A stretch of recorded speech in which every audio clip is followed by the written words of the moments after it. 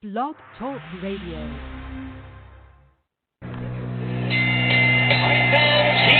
we go with the main event of the evening. Ladies and gentlemen in attendance, boxing fans joining us around the world. It's time for the bout you've all been waiting for.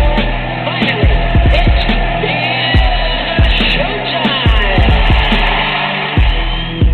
Here, man, we dedicate our life to this sport. We do thousands of sit-ups in camp. We run hundreds of miles, for the ones that take it serious. And we just dedicate ourselves fully to our craft, man. We watch tape. We have attitude. We rooting, and we go into that fight. It's to lay it on the line.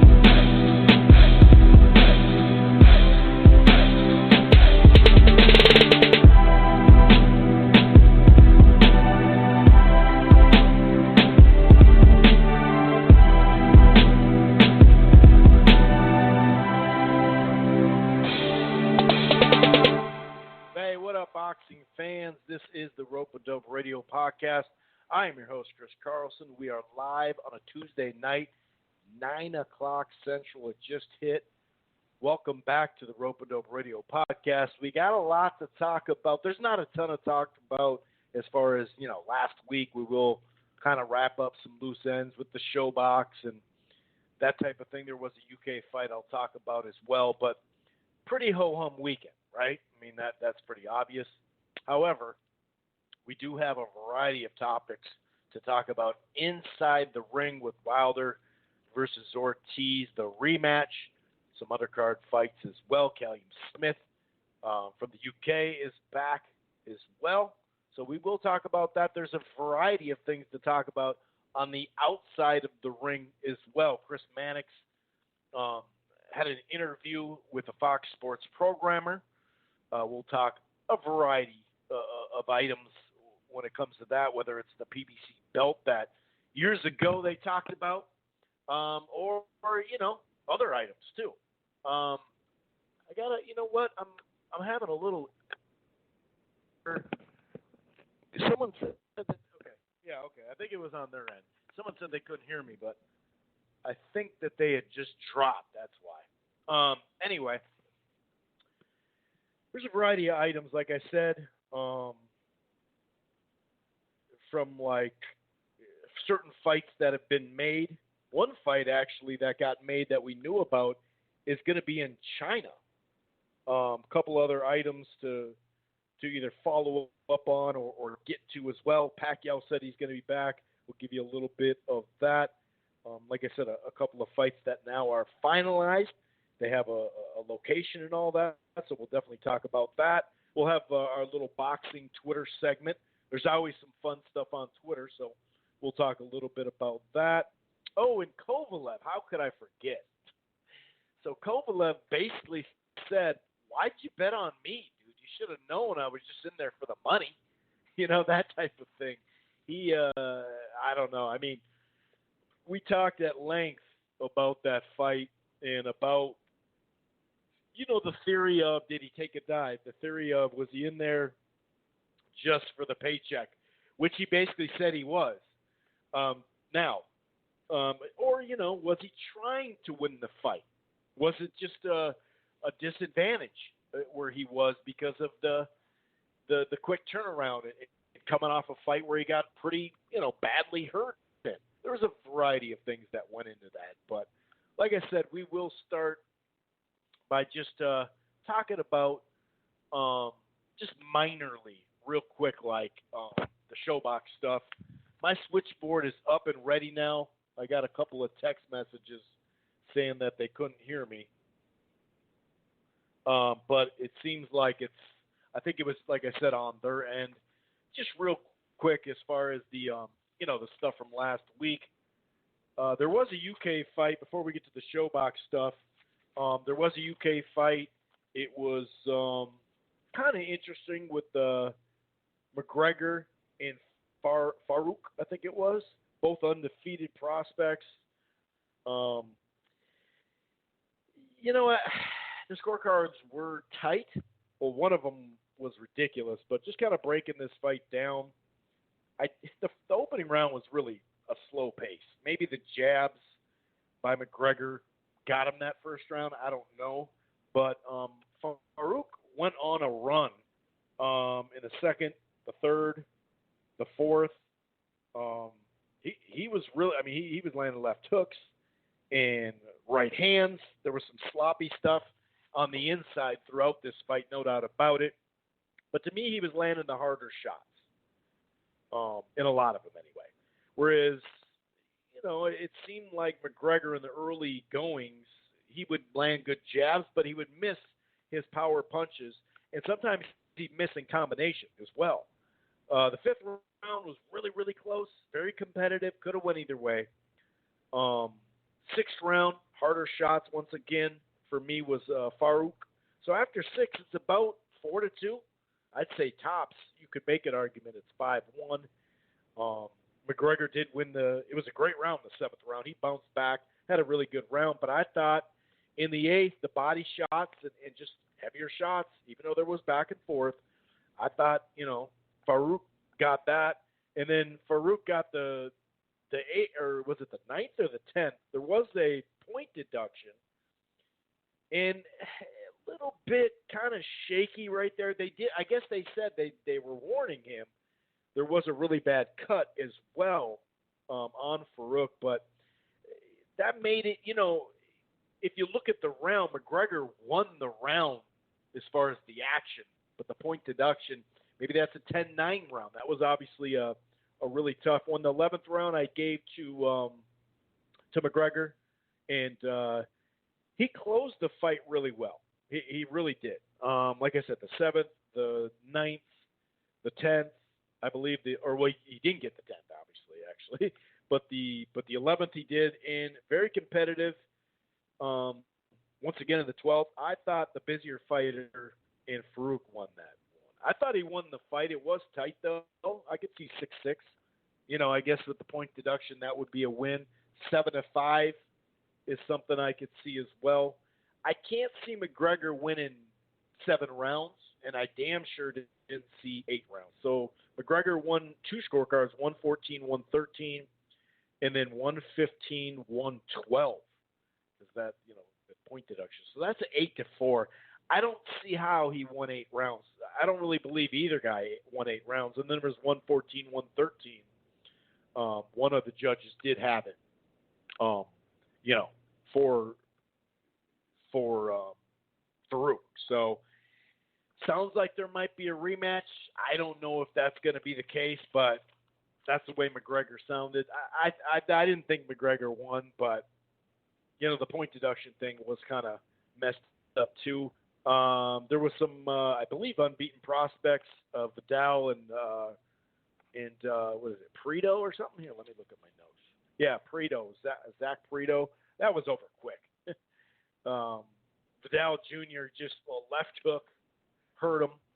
Flurry of heavy shots, TKO. It was over. Now, Marcus Escudero and Joe George. Tell me that's not just your run-of-the-mill American name, Joe George. Hey, how you doing?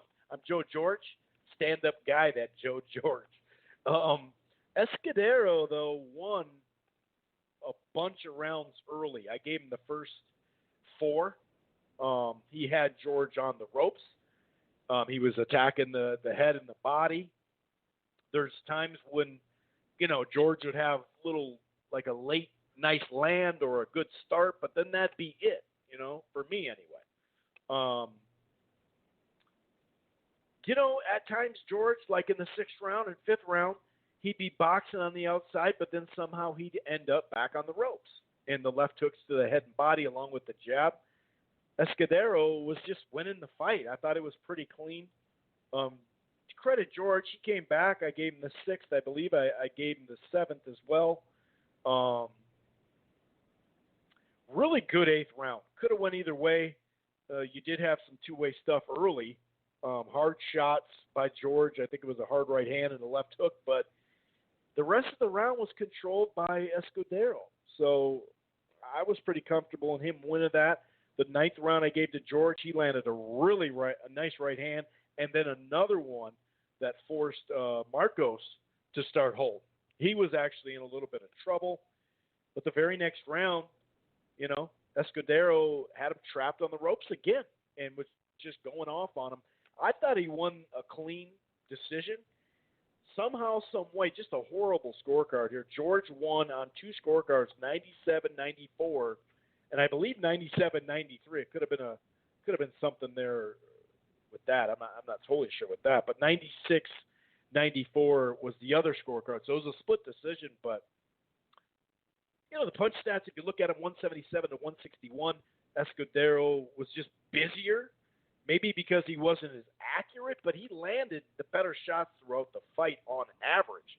Sure, you could say, only throwing 545 compared to 911 from George and landing 30%. Okay, even to the body, it was 50 to 21. Like, this is a clean win for Marcus Escudero. I don't know what the hell happened here. That was a horrible scorecard, man. That really sucked. We've had we get them every other weekend, if not every weekend. Usually it's that one scorecard where you're like, dude, what's up with this scorecard? But Showbox has gotten like 2 or 3 of them this year. But yeah, that was ridiculous. The main event, Vega in Mota, I think it was, 16-0 against 12-1. I gave Vega the first couple of rounds. Decent action. It was still kind of a measured pace, just jabs mostly. There was some left hooks. There was a left hook to the back of the head early in that fight that Vega landed. But, Palmata was kind of ducking at the time, so I didn't mind. Third round, fourth round, kind of slowed down. I gave those 2 although the third was close, I gave the 2 to Palmata. A little bit more active in the round. And then I thought he did start doing some really good work in the 6th. He was landing his hooks. He was pivoting, landing the better shots. I gave him the 7th as well. They were kind of taking turns landing, but the busier fighter, the harder shots, he actually threw I think it was at that point, a fight-high 92 punches, did Palmata. And then, but you saw Vega kind of turn it up more. He was kind of arm punchy in the middle rounds. In the 8th round, though, that was a fun round, but head and body shots really started to take their toll. It looked like anyway. And, all of a sudden, 9th round, tide started turning. 10th round, Palmata swarms Vega early in the fight. He's got him on the ropes, flurrying, and next thing you know, it's TKO, and it was a good call because Eric Vega just walked to his corner. He was done. He was hurt and done, and it was a great win, dude. It was it's like one of those fights that kind of built. That's what was going on. It was kind of building, and I'd probably say somewhere in the middle rounds it started to take off, and then it picked up, but a good shot by Palmata, man. And his body work started paying off in the second half, and just the overall punch stat, too. He caught back up to him, even though Vega had the lead 698, but 668, you could really tell he caught back up. Really good fight, though. Fun fight. Well, I shouldn't say really good fight, but it was I guess the outcome was like, oh, I didn't see that coming. Wow, he got hurt and really took it to him. So that was pretty fun. That was pretty fun. So, the rest of the stuff happened, but we're not going to, in detail, take a look at that stuff. Martin Murray was in action. There was plenty of fighters in action, but there was fights, but there's just not much to talk about when it comes to that. And by the way, before we get into some of this news and Wilder and Ortiz and all that, if this is your first time listening to the Rope-A-Dope Radio podcast, it streams live on blogtalkradio.com/Rope-A-Dope Radio. It streams live at Archives. It's basically the headquarters. However, you can find us on Apple Podcasts, Player FM, Spreaker, Stitcher, also part of the Grueling Truth Sports Podcast Network, which you can find everywhere as well, including iHeartRadio. We can be found on Spotify as well. You can use your Siri or Alexa through Spotify or TuneIn to find the shows. And while you're at it, why don't you head on over to thegruelingtruth.net. That's thegruelingtruth.net. It's boxing, it's football, it's basketball, it's baseball, it's everything in between. They got a great sponsor over there, betnow.eu. That's betnow.eu. Promo code TGT as in thegruelingtruth.net. And one more thing.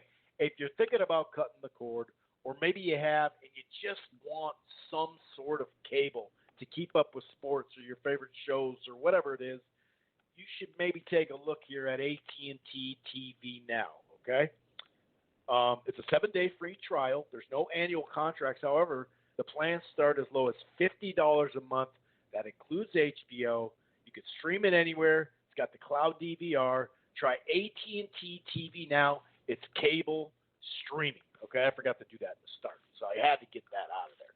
Anyway, like I said, there's a variety of news to get to. I see Carcino on there, so I'm going to pop in and check in with him. The number to dial is 646-381-4990. That's 646-381-4990. If you want to press 1 and join in for those who are on, that's cool. If not, you're just listening. A lot of people just listen. That's cool, too. Like I said, we will talk a little bit of the Chris Mannix Fox Sports Programming interview. You know, I really loved the interview. I even, tweeted him saying, hey, man, I liked how you really, you had a lot of good follow-up questions, and then you also, really pushed them. But then again, when he gets Bob Arum on there or Eddie Hearn or others, he shapes the questions for them. Like I said, it's not a backhanded compliment because I really loved the interview. I thought he did a great job. I just wish he would be consistent with that. I realize he works for the Zone, so he's not going to sit there and ask the super tough questions. But you don't work for Bob or Top Rank, so I just wish he'd be a little bit more consistent. Notice how he does it with Espinoza. He does it with DeBella. And then now he's doing it with a PBC representative in a sense from Fox. But when you get Eddie Hearn on there, you get Bob or some other ones, it's just, Carcino having Bob on the show here and, on his, channel, he asks way tougher questions or just gets in depth with them instead of just spoon-feeding questions to Bob. Bob will answer it. You may not always like the answer, but hey, Bob will answer that shit. You know what I mean? So kudos to Mannix for the interview, but keep it consistent, man. Do it to everybody because that's the type of, interview we need in boxing, no doubt about it. A variety of other items out there that we'll talk about. Like I said, Kovalev. Kovalev basically said, I couldn't even believe I was around in that round. I can't believe how far I got in the fight. You know what I mean? It's when we asked, did he try to win the fight fully? Well, he said he basically was just like, hey, man, the reason why I took it is because of the money. So, I did get some negative feedback, no big deal, on that show 2 weeks ago, just discussing theories on just not this fight, but in general. And, like I said, if you keep track of the over-unders in some of these fights, some of them are pretty shaky. I'm not this conspiracy guy and everything is a conspiracy. I'm not just doing clickbait stuff. That's not this podcast whatsoever. But, I'm also not going to sit there and blind myself either. We've seen the guys that just cash out. Either guys are getting cashed out from the promoter at a certain age or they know they've hit a ceiling, so they want to bring another guy in and take his spot. Or, like I said, just that straight cash out where you're like, you know what, I'm good. Or the short notice cash outs, I can't really – well, usually it's not a cash out on short notice. It's some guy just coming off his couch and getting in there and getting the crap beat out of him. You know what I mean? He's there to get beat. I can understand those guys taking a huge shot, maybe a really bad body shot, and they're like, dude, I took the fights 4 days ago. I'm done, But, from time to time, we definitely see it.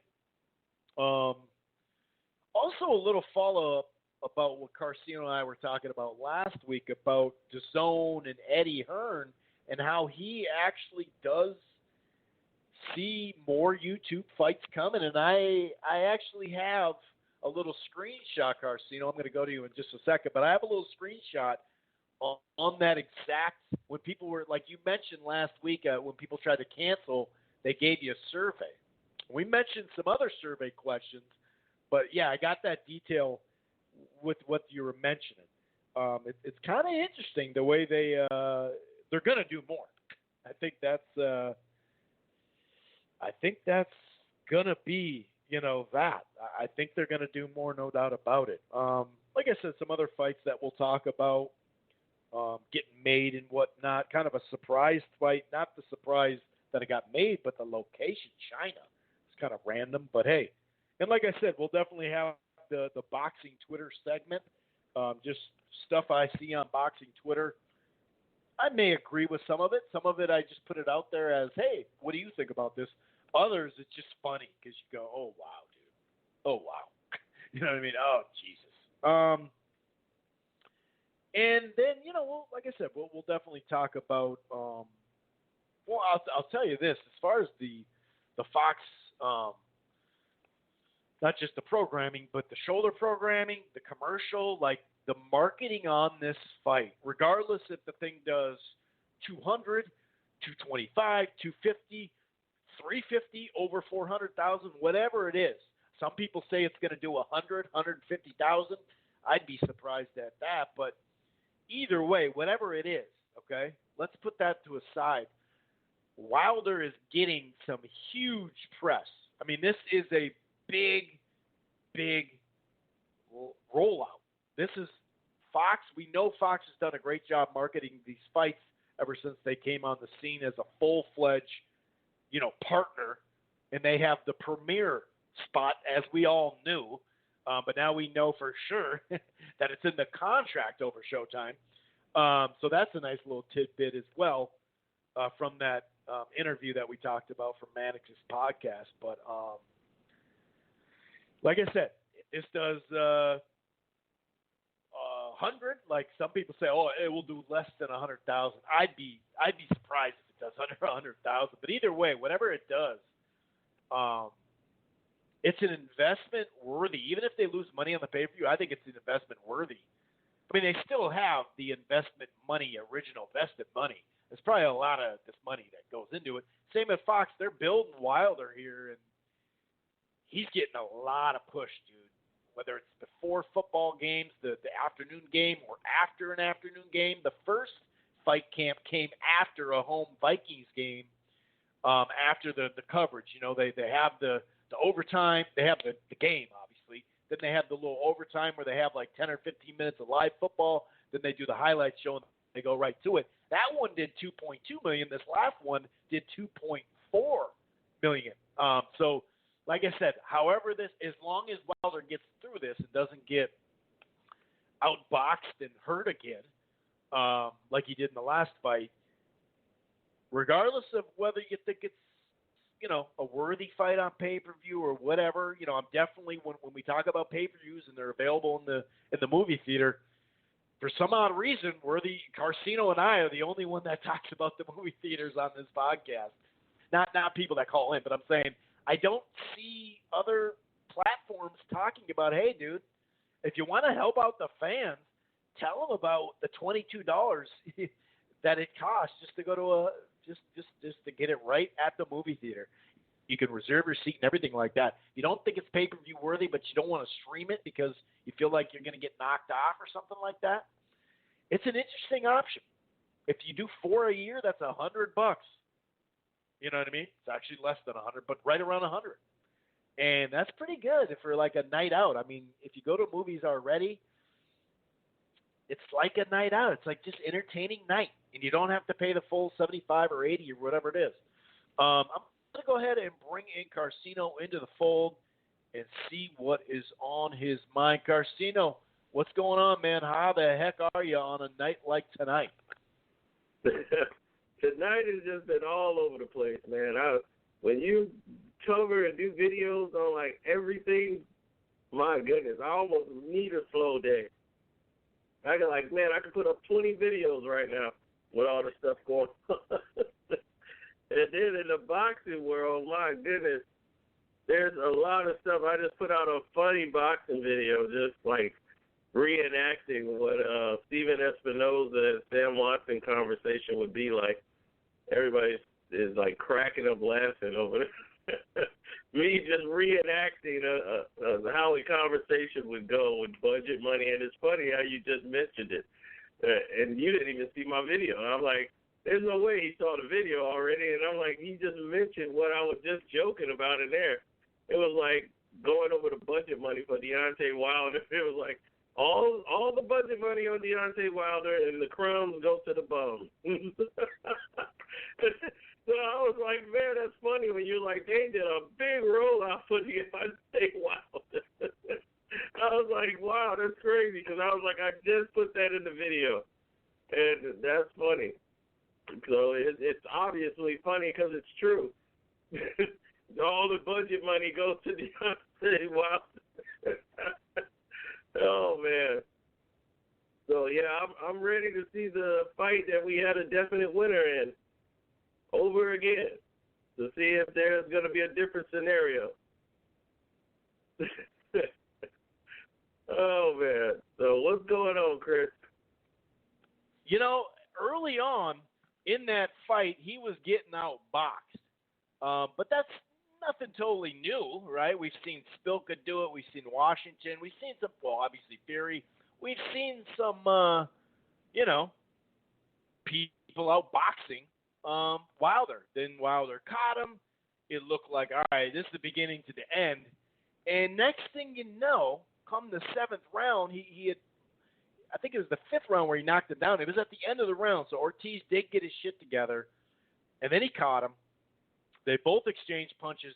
Definitely harder was Ortiz. He caught him again, had him up on the ropes, caught him again, and it really looked like this is going to be the end here in this fight. It kind of felt like, man, he's on the ropes. He's somewhat swinging back, but not really. He is trying to hold at times, so the ref sees it a little bit. You know, in high-profile fights, you know, they tend not to get stopped, especially when the ace fighter is on the ropes getting hit. But a lot of people talked about, you know, at the beginning of the eighth round, how he got that extra time.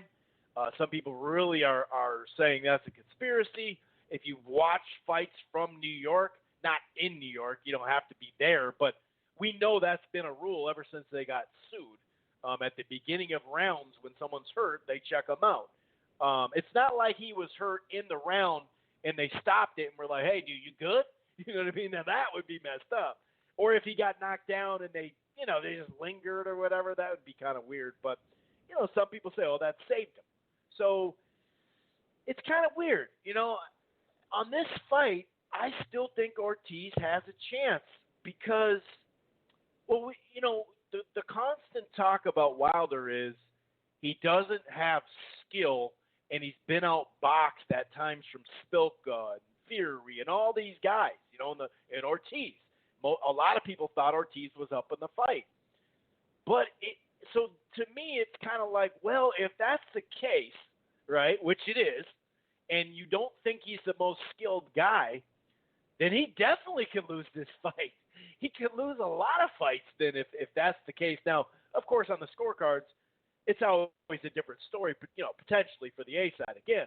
But to me, I look at Ortiz as in better shape. Now, you could say, you know, it did look like Wilder was sick. You know, some guys make an excuse, some guys don't. It did kind of look like Wilder was sick during the lead-up or whatever. And after the fight, he literally didn't, you know, usually he's really energetic. He went over there and leaned on the rope like, oh, shit, what the hell was that? Now, maybe he was still buzzed, you know, from the seventh round or whatever, but I don't know, man. To me, this isn't as bad as people are talking about, and a lot of it has to do with age. And like you said, well, we already saw this fight, but it was a fight of the year candidate, and a lot of people, I'd say the majority of people thought Wilder was down, so that kind of makes me think, well, shit, he's in great shape, Ortiz. I don't know. He might be able to make this another solid fight, potentially when I say great fight, we always have to preference the heavyweight division. You know, they're not going to be throwing 100 punches around.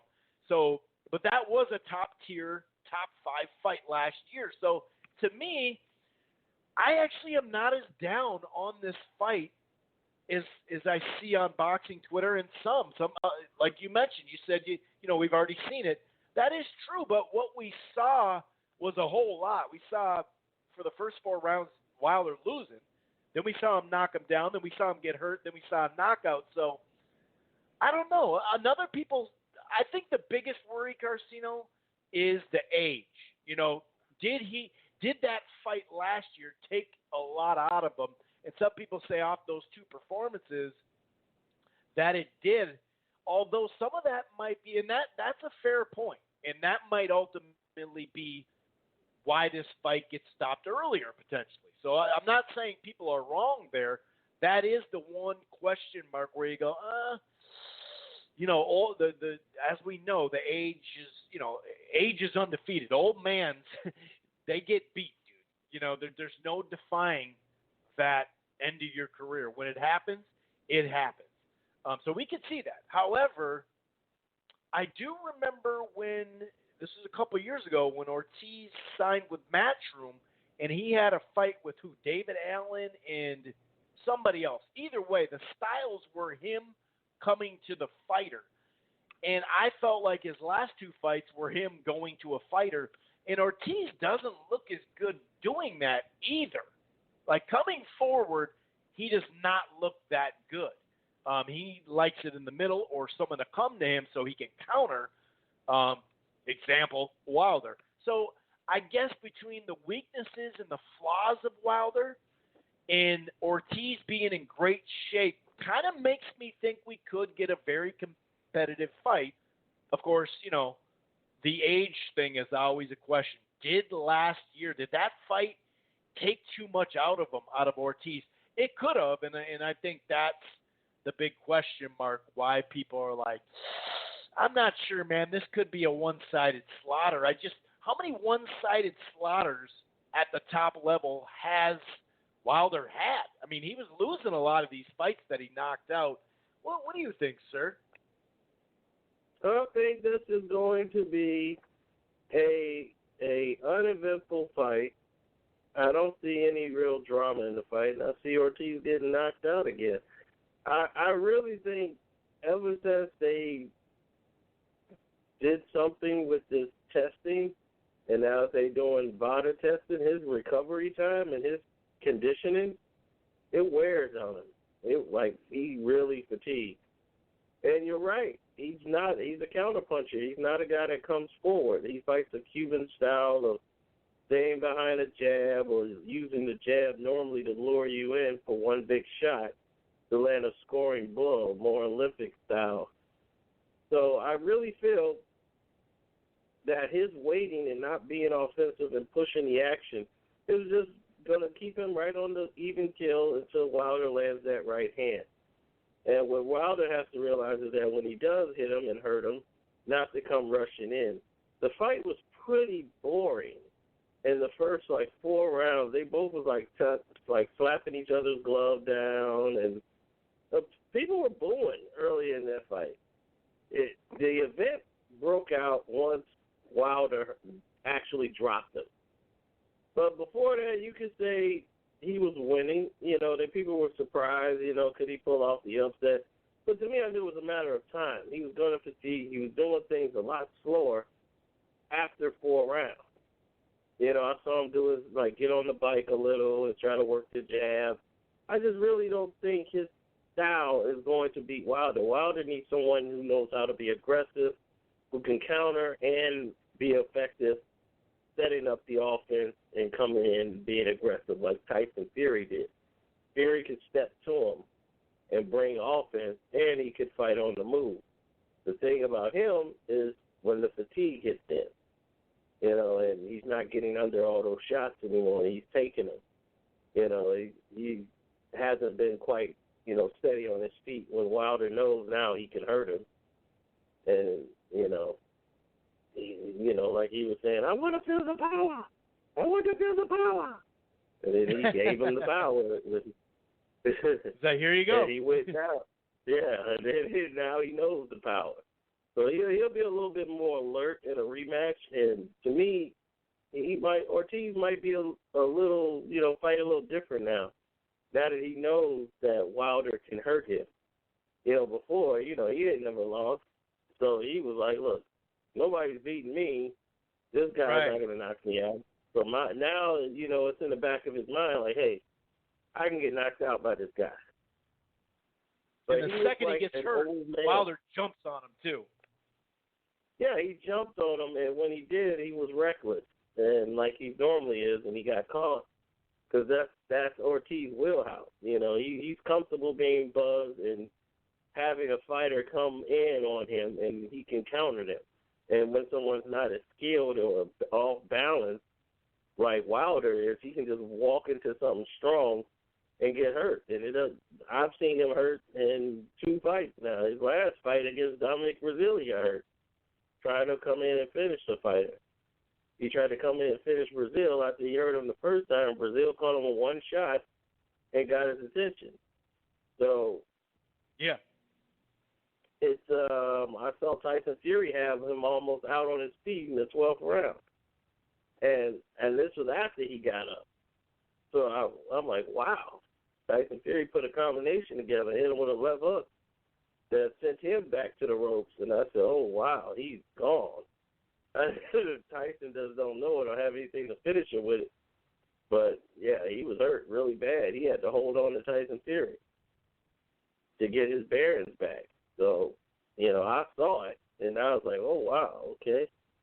And that's when I thought Tyson Fury had did enough to win that fight. But we'll see, because he got that Alabama slammer, and once he hits you with that, that's normally a good night. I'm going to be at a fight party where there's going to be drinks, girls, and everything, walking around, naked women bringing you drinks. I think... the party gonna commence as soon as the fight's over, so I'm gonna be in a very comfortable space. Well, and some of those things that you said about Wilder is kind of the reason why I think Ortiz actually has a chance to make it a competitive fight, because if he hurts him, he's still gonna jump on him. I don't think he's gonna learn his lesson from that. I mean, maybe I know you've done a better job than PBC advertising the fight. I'm like, you almost convinced me that. Well, he had a chance. I'm like, man, maybe I should put some money on Ortiz. I'm like, maybe I should put some dollars on Ortiz just in case. I feel like that. Really sell it. I just feel like any Wilder top your opponent, opponent, I might lose, and if I lose, it's okay. Like, hey, that one loss don't define me. He's throwing that notion out there, so people can feed into it. But here's the problem. They're putting a lot of their fights on pay-per-view. And the reason why all these fights are hitting pay-per-view is because they want to get that money. The pay-per-view supposedly is dead, right? Wrong. Pay-per-view is where people are getting their money and people don't have to really shell out any advance money too much. They'll make it all back with the buys of the pay-per-view. They're like, okay, we're pretty much good here. Put it on pay-per-view, we'll get our money. So that's how they're doing it. And everybody's going the pay-per-view route because nobody really wants to put up any budget money or don't have any budget. Showtime is really taking all the budget money. Now the large guarantees, those are part of the pay-per-view too. Exactly. And now you look at what's his name, Ruiz, Andy Ruiz Jr., and he's fighting Anthony Joshua. They're fighting in Saudi. The Saudis are paying $100 million for that fight. $100 million for that fight.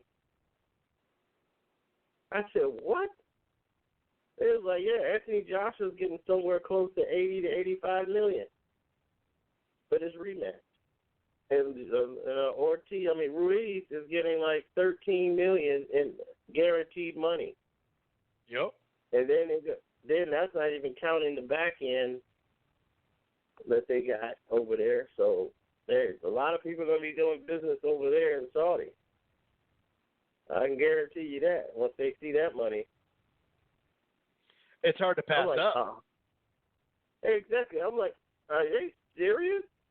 They're paying him $80+ million and he's the loser? So I'm like, well, look, he's the winner in my book. If he was able to negotiate that,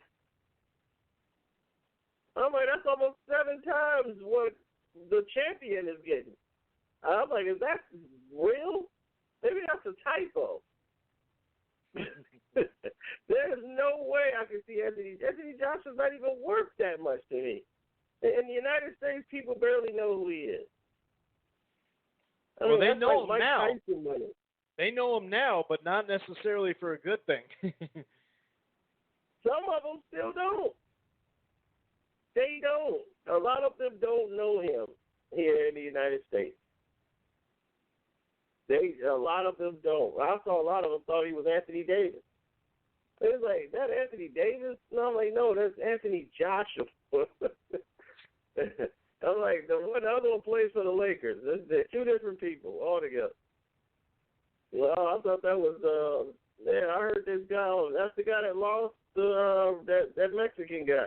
Ruiz is, like, a lot of people know him now. Because he's like, oh, yeah, I heard a Mexican guy won the heavyweight title the other day. They didn't see the fight, but everybody heard about it. Right. Yeah, your first Mexican. He knocked out that guy from England. And that was it. That's all they knew from him. He's that guy from England. Then he got this feud with, Lennox Lewis. That don't help you. So he went from a guy that everybody liked to a guy that not a lot of people like. We only see the media, but I read the comments from the people in the UK, and a lot of them can't stand Anthony Joshua.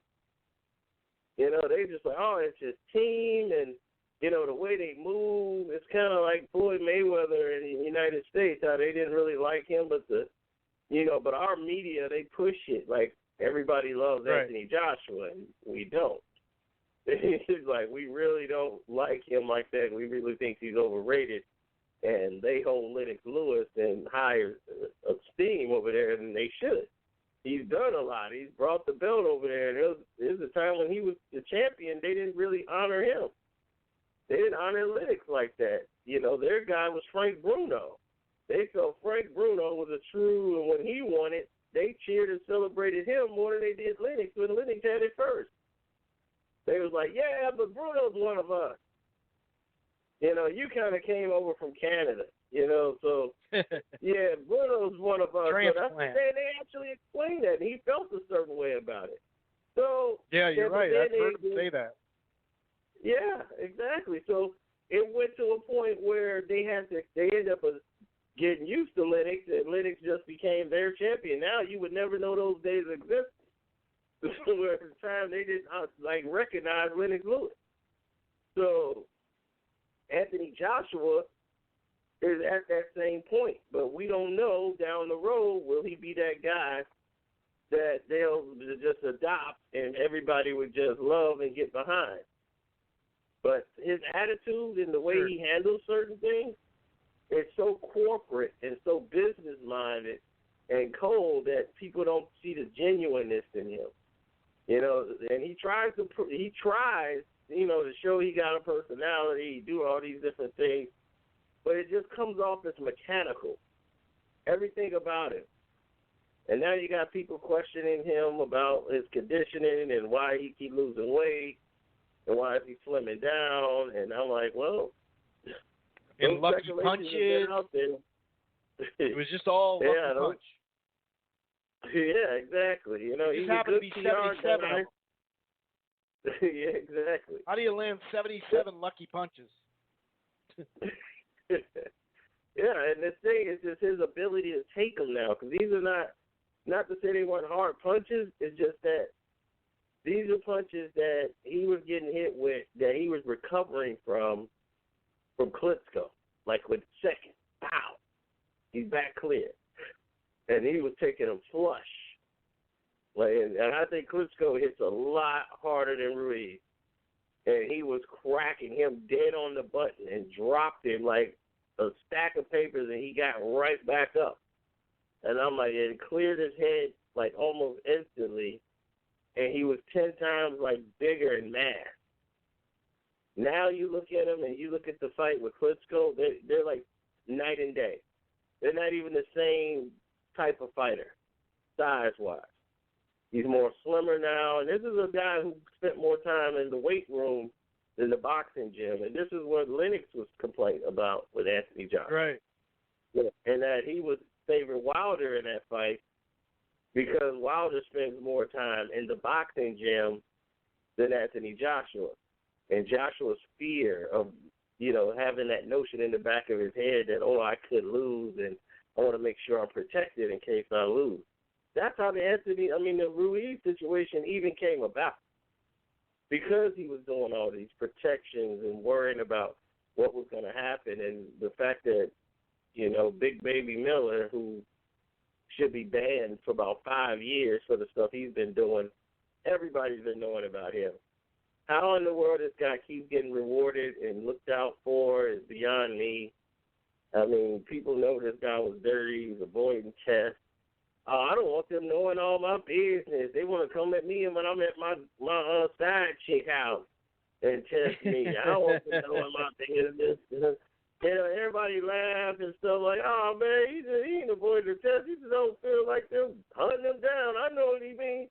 I'm like, no, he wasn't avoiding the test because everybody knows.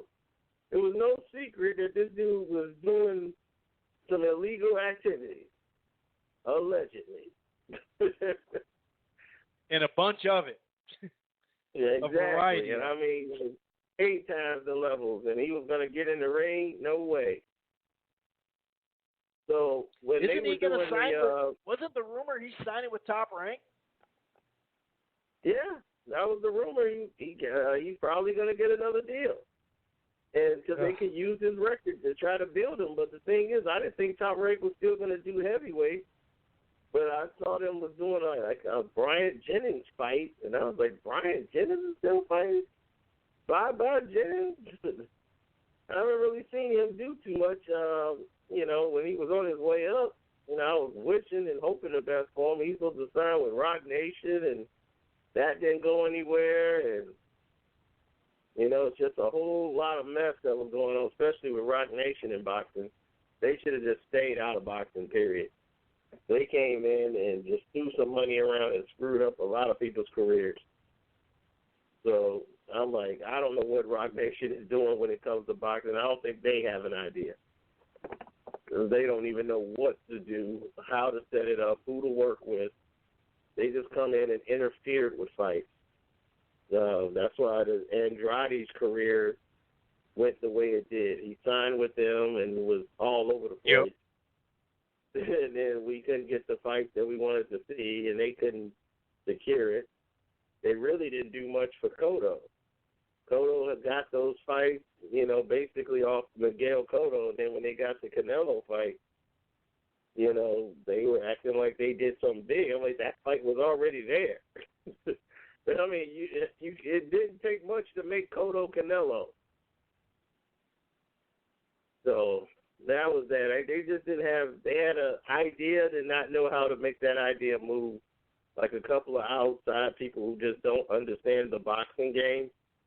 They think they can grab one boxing guy and that guy can run it, and then they realize it's harder than you think. What seemed simple will take 4 years. It was like, welcome to the boxing game. Yeah, that's very true. Yeah, and it's just, you just move on to the next fight. And I was like, I'm sitting here watching a ridiculous thing with the Charlos and how they two-stepping around everything. Gervonta Tank Davis, will he fight this guy? Nope, got to build him up. And it's the same thing people were complaining about with everybody else. Top Rank, HBO, we're complaining that we're getting all these showcase fights. Now, that's all you're getting seen. It's fluff. You're getting fluff, fluff, fluff. I'm like, Jamal Charlo is fighting. I don't even know who the guy is he's fighting next. And he's been at middleweight for I don't know how long, and he still haven't fought anybody. And then he's like, well, they don't want to fight me, Triple G and Canelo. Okay, how about you fight the number 2, the number 3 guy at the middleweight division since you're there? Jamal Charlo, you could fight Laura now after Harrison, or, let's get these fights going. Because it doesn't make any sense. guys aren't fighting anybody. It's time. Well, I mean, Jermell, I think that's a little different because, that fight got, postponed. But, yeah, you're right as far as Jamal at 160. I'll say this. Well, yeah, it's postponed only because you got to do the rematch. Hogan did beat Munguia, so I don't think that's a horrible fight. But you're right. Like, why not just fight Eubank Jr. right off the bat? Just go right to that. Derevchenko next year, too. You should be fighting Eubank Jr., Derevchenko. Like, if you're going to stay on this side, then you got Derevchenko, Eubank Jr. if he wins, obviously, Korra Bob. You got to. You're right. You got to. Same with Andre. You could tell Eddie says stuff, but they don't. In that fight because they put Jamal in that fight because that guy doesn't have punching power.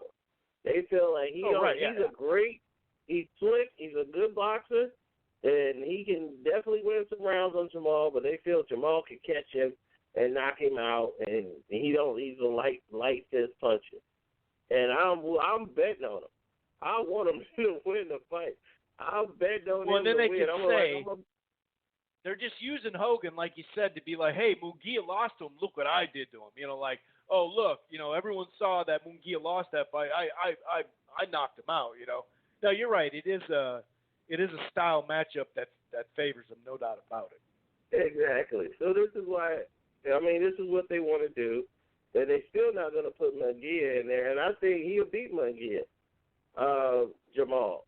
That's why that fight's not happening. Right after. Because they're saving him for Canelo. Realistically, Munguia, he don't protect it. His chin is straight in the air. He comes forward. He got a new trainer now. Somebody can help him out.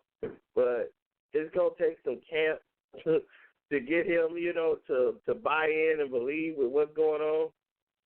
I think he got Eric Morales in his camp now. And Eric Morales is working with him to try to get him, to use his, his length and how to be smart when approaching and coming in. But then Eric Morales, he started going for it too, so and I don't know how that's going to work out. But at least he got another voice in his corner, somebody who's been there before and can help him out in situations. So that's always good when you got somebody in your corner like that. But, wait a minute. They have Badu Jack. He's fighting on the undercard, too. He's fighting Pascal on the undercard of that fight, isn't he? On the main event with Wilder.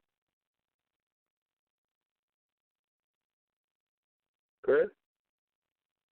Oh, my bad. I had it on mute. That's on Tank's undercard, that Badu Jack Pascal. Okay. It's Eubank Jr. against Korra Bob. I actually like that fight. Eubank Jr. said he's going back to 160, and he wants the Charlo, basically. So they're putting that under, and it sounds like they're shaping that for next year. So he'd have Eubank Jr. or Korra Bob. I don't know. I'm glad that Korra Bob's getting a good fight, man, because he deserves it off of that performance a year ago. And I like that they're giving him this fight. He might be able to beat Eubank Jr., dude, Korra Bob. But it all matters the second half of the fight. Yeah, I just think that Eubanks is a little too big for him. So, but it'll be a good fight. Yeah, and he fades. He fades late too, Korra Bob. Yeah, and but it's a good fight, so it'll be interesting early on. But I'm definitely interested in watching that. But Eubanks Jr. should have been fighting at 160.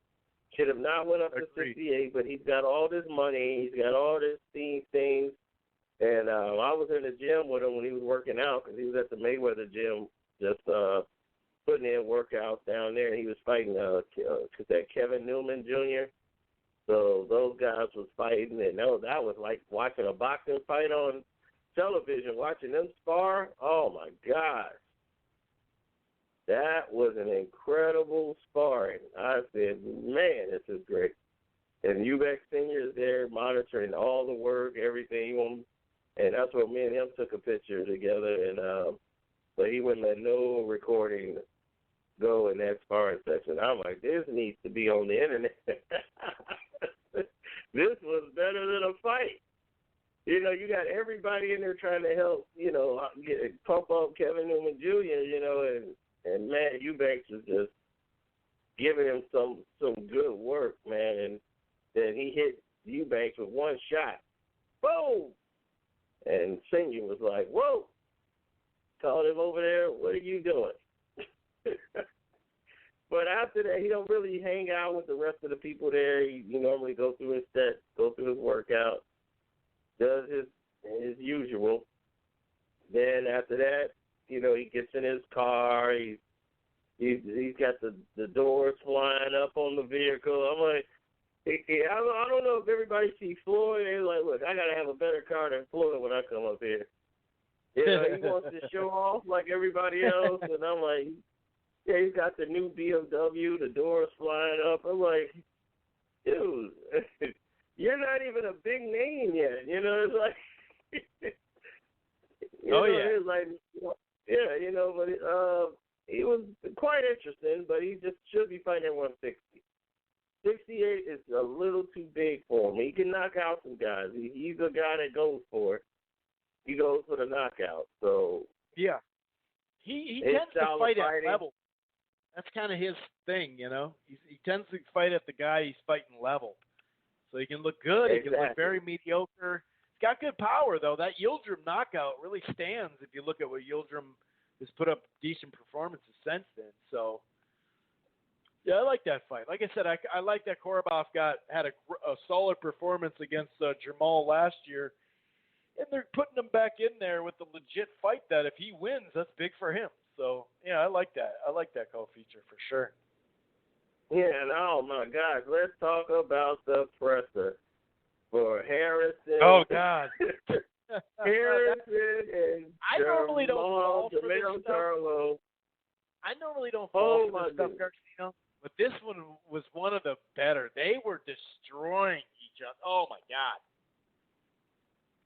Because it got personal. Now, when they first, because Tony, the thing is, he don't really want to do too many interviews because he gets him fired up.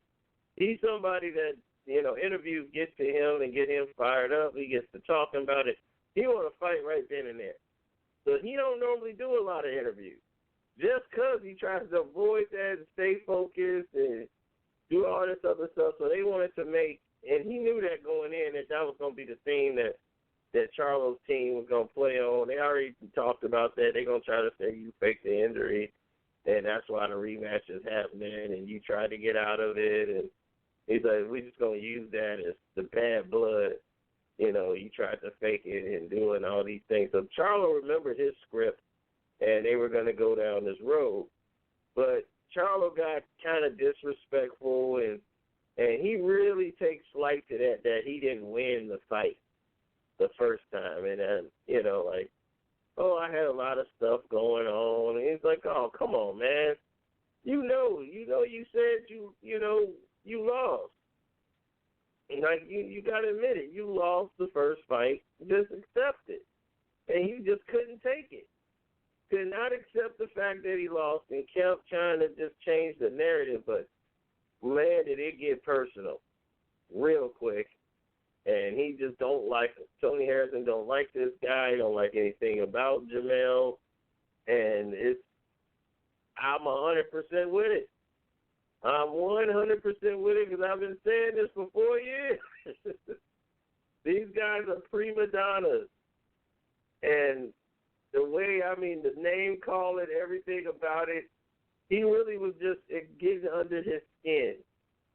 And I was like, the first thing, and I remember telling Tony Harrison, I said, to get under his skin, you have to tell him that his brother is the tough guy, and he's the Lester of the brothers.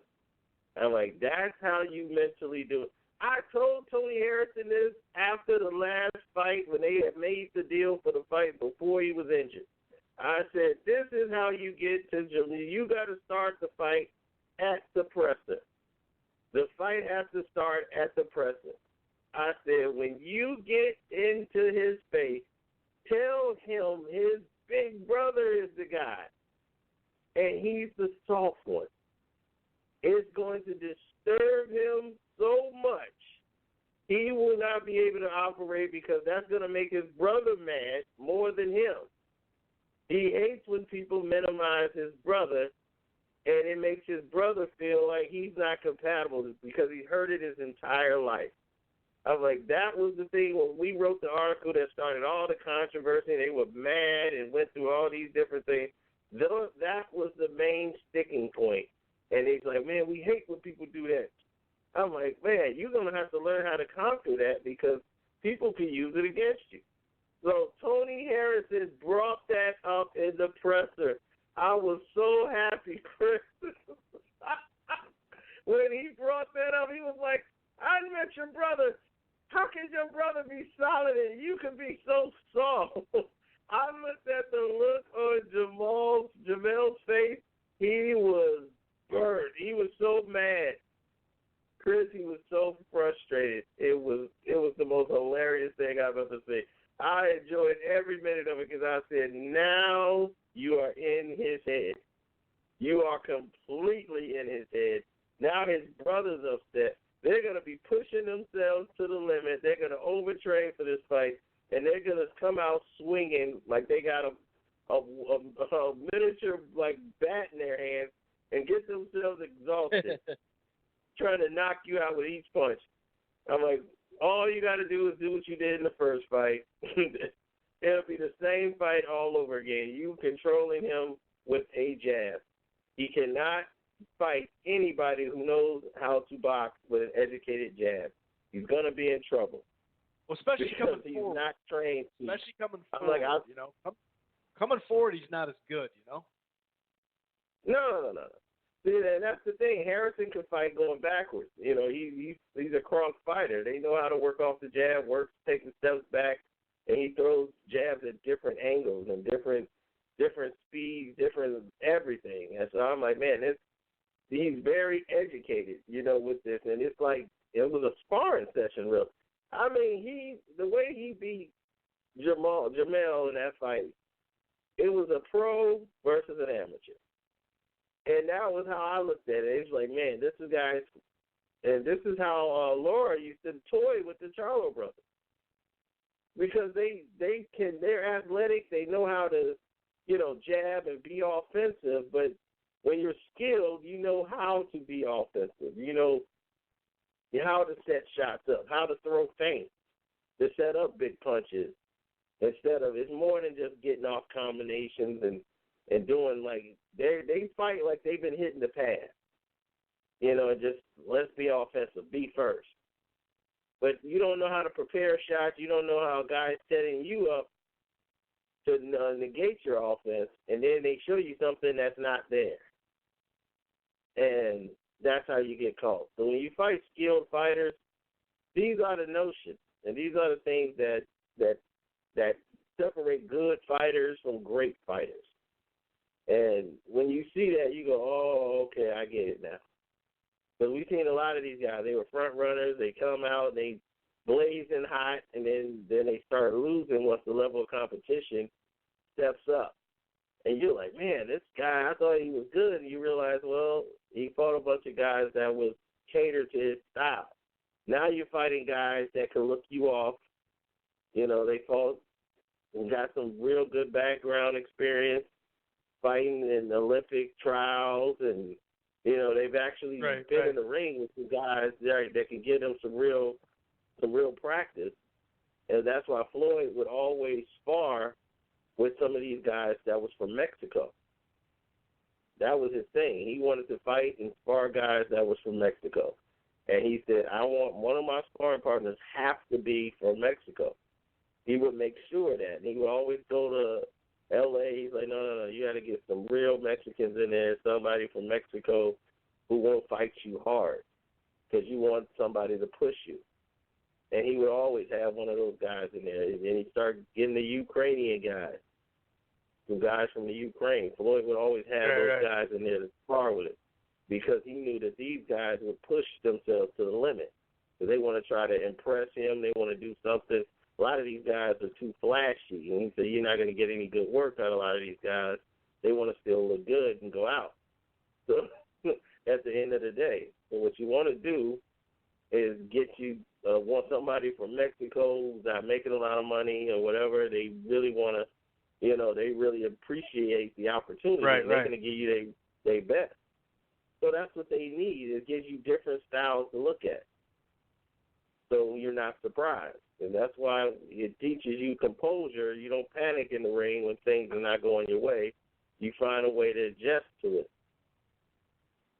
So that's what they're doing with Charlo Haney. was trying to land that big punch instead of just, being busier, throwing his jab. I'll say this, though. I didn't see it as a clean win for I thought it was a closer fight. I kind of I agree, but as far as style matchup, because remember, we saw him with Julian Jackson, and he had to knock out Jackson to win that fight. He was down on the cards. He is not that come-forward fighter. Jermell loves it in the middle, or if you come to him. But just like we were talking about Luis Ortiz coming forward, he's not as good coming forward, especially when he's looking for that. He definitely fell in love with that one-punch knockout. But I actually thought it was a very competitive fight, to be honest with you. I didn't see a 9-3 Harrison win or anything like that, to be honest. I had it 8-4. So I had it 8 rounds to 4. I just really didn't think Jermell Charlo did a lot of anything in the fight. He did a lot of posturing. He threw a lot of punches, but all the accurate punches to me and the more cleaner shots were landed by Harrison. And in the ring general, generalship, for sure. He controlled the fight. Ring generalship control. Yeah, he controlled it. He dictated when the fight was going to be, how it was going to be. Then he matadored him, and then when Charlo slowed down, he gave him some hard punches to just let him know, hey, I got some sting in here too. You're not just going to walk in here. And, it's bad, and you got to know you lost. When the guy that's rolling with you, Errol Spence, can't even really say you won. They're like, so did you have one? He's like, well, Harrison has a real educated jab. He didn't want to say what had happened, because it was clear to the rest of us that he lost. See, I disagree. I see a lot of people that were on both sides. I don't think it was a clear victory, to be honest. I think it was a competitive fight. Wow. That's why I'm glad it's a rematch. I don't know who would give that victory. I would not give 7 rounds or maybe I saw it all 6. over the place. In fact, the majority of people that I saw... They must have been from his hometown, because there's no way that fight was close. Maybe it was just a Houston timeline I had. Just a bunch of Houston you was on the on my timeline. Maybe I was under the Houston timeline, not the Minneapolis one. No, I'm excited for the rematch, though, because I want to see if Harrison could do it again, that performance he did, because he does have some issues later in fights, as we know, as far as, if you do break him down and get him with a good shot, he can be stopped.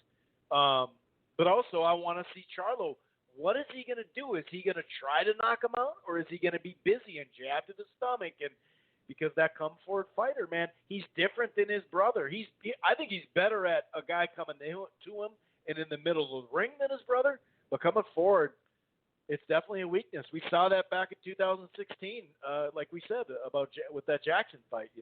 He needed to knock him out. He was going to lose the fight, and I'm looking forward to this one. In the bad blood, dude, like we saw that in the other presser, and we knew it was real and stuff. But this is one of the better pressers I've seen in a long time. Man. That was awesome. Because they really don't like each other.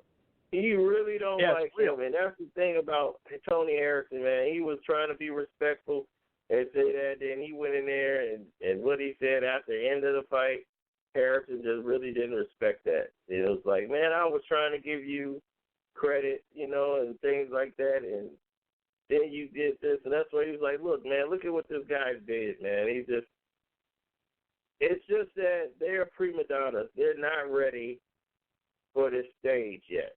And there's the only way that you can learn it is to have somebody teach it to you. And Jamal Charlo, they so scared of him losing, because he really got some experience from the one guy who was out for 2 years. That guy landed every right hand he wanted on Jamal Charlo. So I thought Charlo did come back to win after making it an emergency adjustment. and go into the cards with that guy, but at 160, you got to understand, this is a big boys game.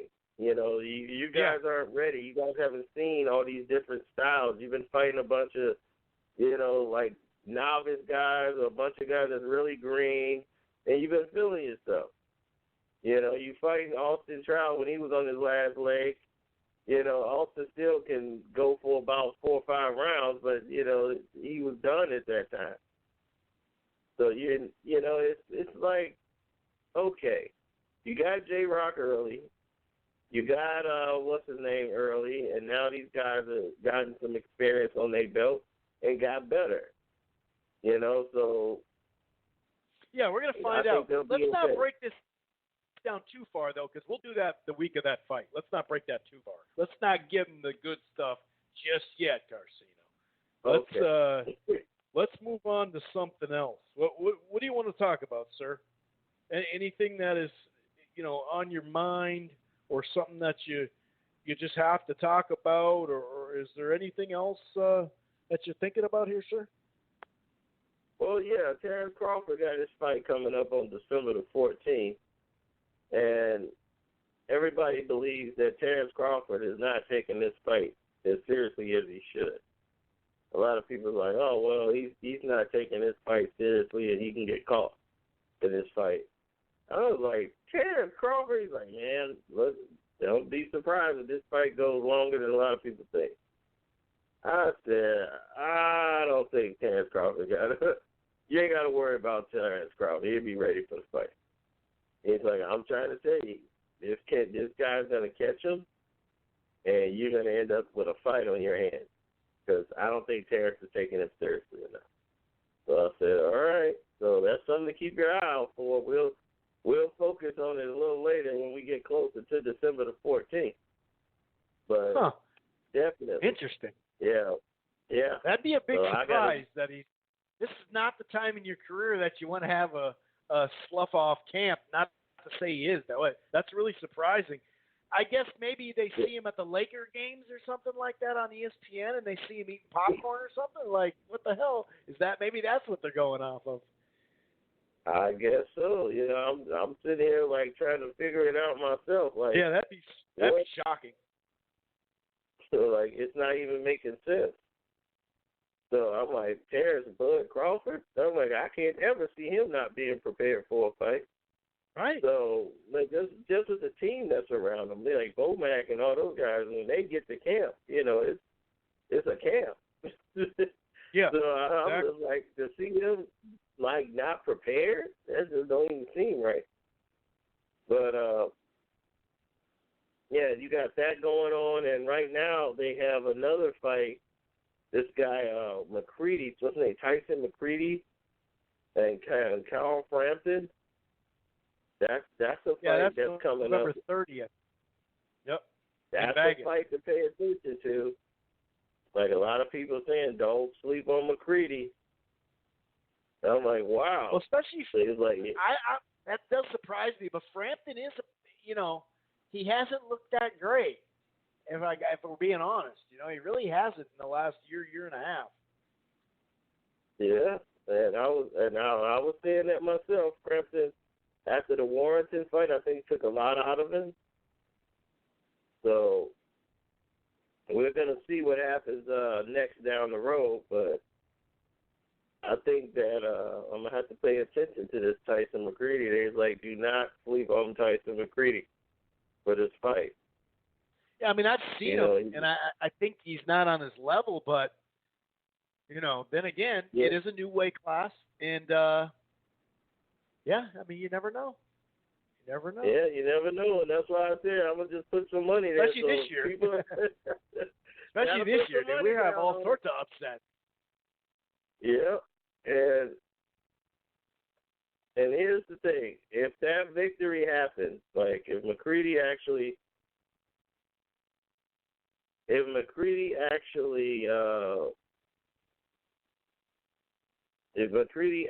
do take wins that fight, or I mean Frampton actually wins the fight, they're going to they're going to do a Jamel Herring with oh right, yeah, with Frampton. Yeah, with Frampton. Or well, whichever. Yeah. Making that. So if they can complete that and put the Jamel Herring fight with Carl Frampton and Herring fight, if he beats McCready, then that would set up. You have who you have now at that division. Now you have, I think, Warrington. Out of that, yeah, you have Bachelt. You have, and I think that's the fight they're going to do next for Jamel. They're looking at I Bachelt. hope so. Yeah, so Bachelt, they tried to make the fight happen before and it didn't. So they're looking at a possible Frampton fight if he beats McCready. Then after that, Bachelt would be next. So they and then hopefully they get that, and then you got Farmer and Diaz as well in the mix, you know. Yeah, so Tevin, Farmer, and Diaz, and then Tank. We don't know what's going to happen there, you know. With PBC, you just don't know. Plus, he's at 135. He's at 135 now. But Leo Santa Cruz, they're probably not going to match him with those guys either. They're probably going to want to try to match someone there or build that fight or whatever. Leo Santa Cruz needs a challenge here, man.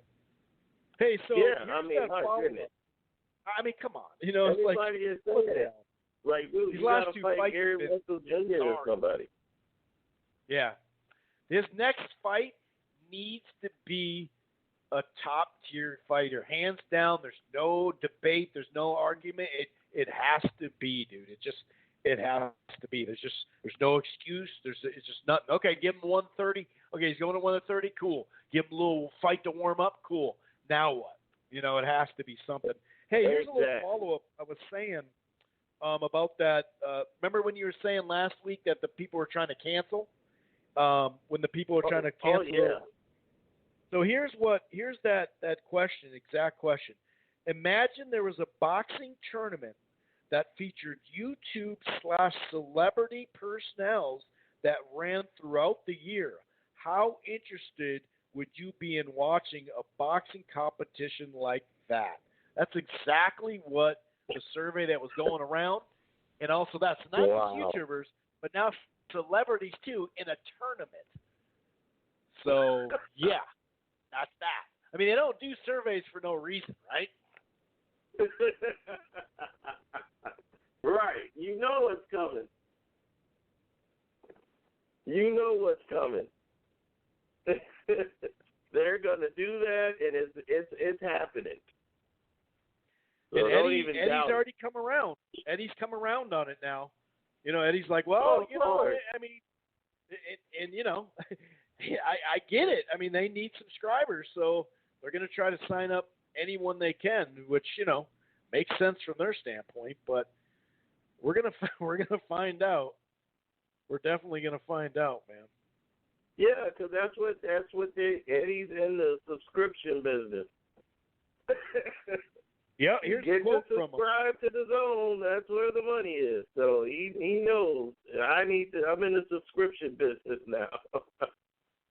So he says, this is a quote. It has actually basically changed my stance. It has actually. We're numbers people in this game. Everybody is. Anything that delivers good news for everybody, what we can't do is turn it into a circus and have random people fighting each other all over the place.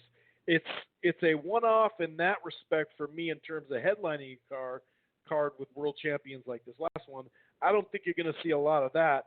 We'll see YouTubers on undercards moving forward much more likely, or just a tournament where it's that night. You know, I could see that. I probably think that's a better idea, so it's a separate thing, because it is kind of like, all right, dude, like if we got champs and they're good fights, I can understand, you know, Saunders and Haney were in stay busy fights. But if it's a good fight, that should take a little bit more precedent. But we'll find out, man. We will, like you said, though, it's coming. There's just no way around it. It's coming. Yeah, it's coming. And they know that the social media crowd, they're the streamers. Yep. So the YouTubers, who's going to stream more than YouTubers? They're already on the internet. Those are your streamers. So Sure. they're going to get the app. They're going to get their parents to get the app. But see, here's the problem with people on YouTube and streamers. They want everything for free. Exactly.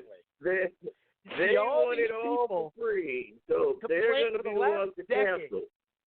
For the last decade, you've seen people on Twitter saying, fuck these pay-per-views, this, that, and the other.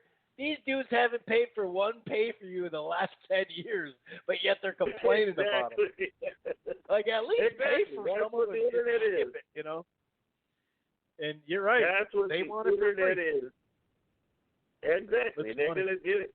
They'll be on Twitter and be like, hey, anybody got a free stream? Send me a free stream. They'll be like, they'll say that for Fox stream. Fights. They'll say that for Fox Fights, dude. It's like, dude, get an antenna, man. You don't need to stream this one. It's free, dude. Or even ESPN, they'll have cable and be like, nah, I don't want that. Give me a stream. Why the fuck do you need a stream for that, dude? It's free. Oh, that's funny. Well, God bless them, you know. God bless them. Yep. Well, like they keep it alive. They love to rant and rage and keep talking boxing. So, yeah, it is what it is. True. But once they start doing YouTube fights and all this stuff, I said, I'm like, if they get me in the ring with DJ Academics, that'll be something. Hey, we got to get a survey going around for that. We got to see how that tests, dude. I think that's going to test well. I'm like, getting me to do the camp would be, can I just show up on fight night? I don't need a camp. I'll give me a week in camp, because if I do a full camp, I'm going to quit halfway through it. I'll be like, you know what? Yeah. I don't need this. This is a bad idea. Yeah, I don't know. It's a bad idea. That check better be heavy. Yeah. All right, buddy. You got anything else for us? We're going to go to 310 here soon and get his take on this stuff, too. Anything else you want to add to the show, sir? No, that was it, man. And I want to say thanks for having me on, man. And shouts out to 310. Hold it down, 310. Yes, sir. I appreciate you calling in, man. You take it easy. I'm going to go check out that video you posted, too, after the show. Oh, yeah, you're going to have a good laugh. I'm going to put something in the air and then watch that video. It's going to be a real fun time. All right. All right, buddy. Take it easy. All right. Bye-bye. All righty. We're going to go to 310 in just a moment. Just kind of running through some quick little news as far as fight news. Jesse Hart and Joe Smith Jr. is finalized on ESPN on January 11th. You know, that's kind of one of those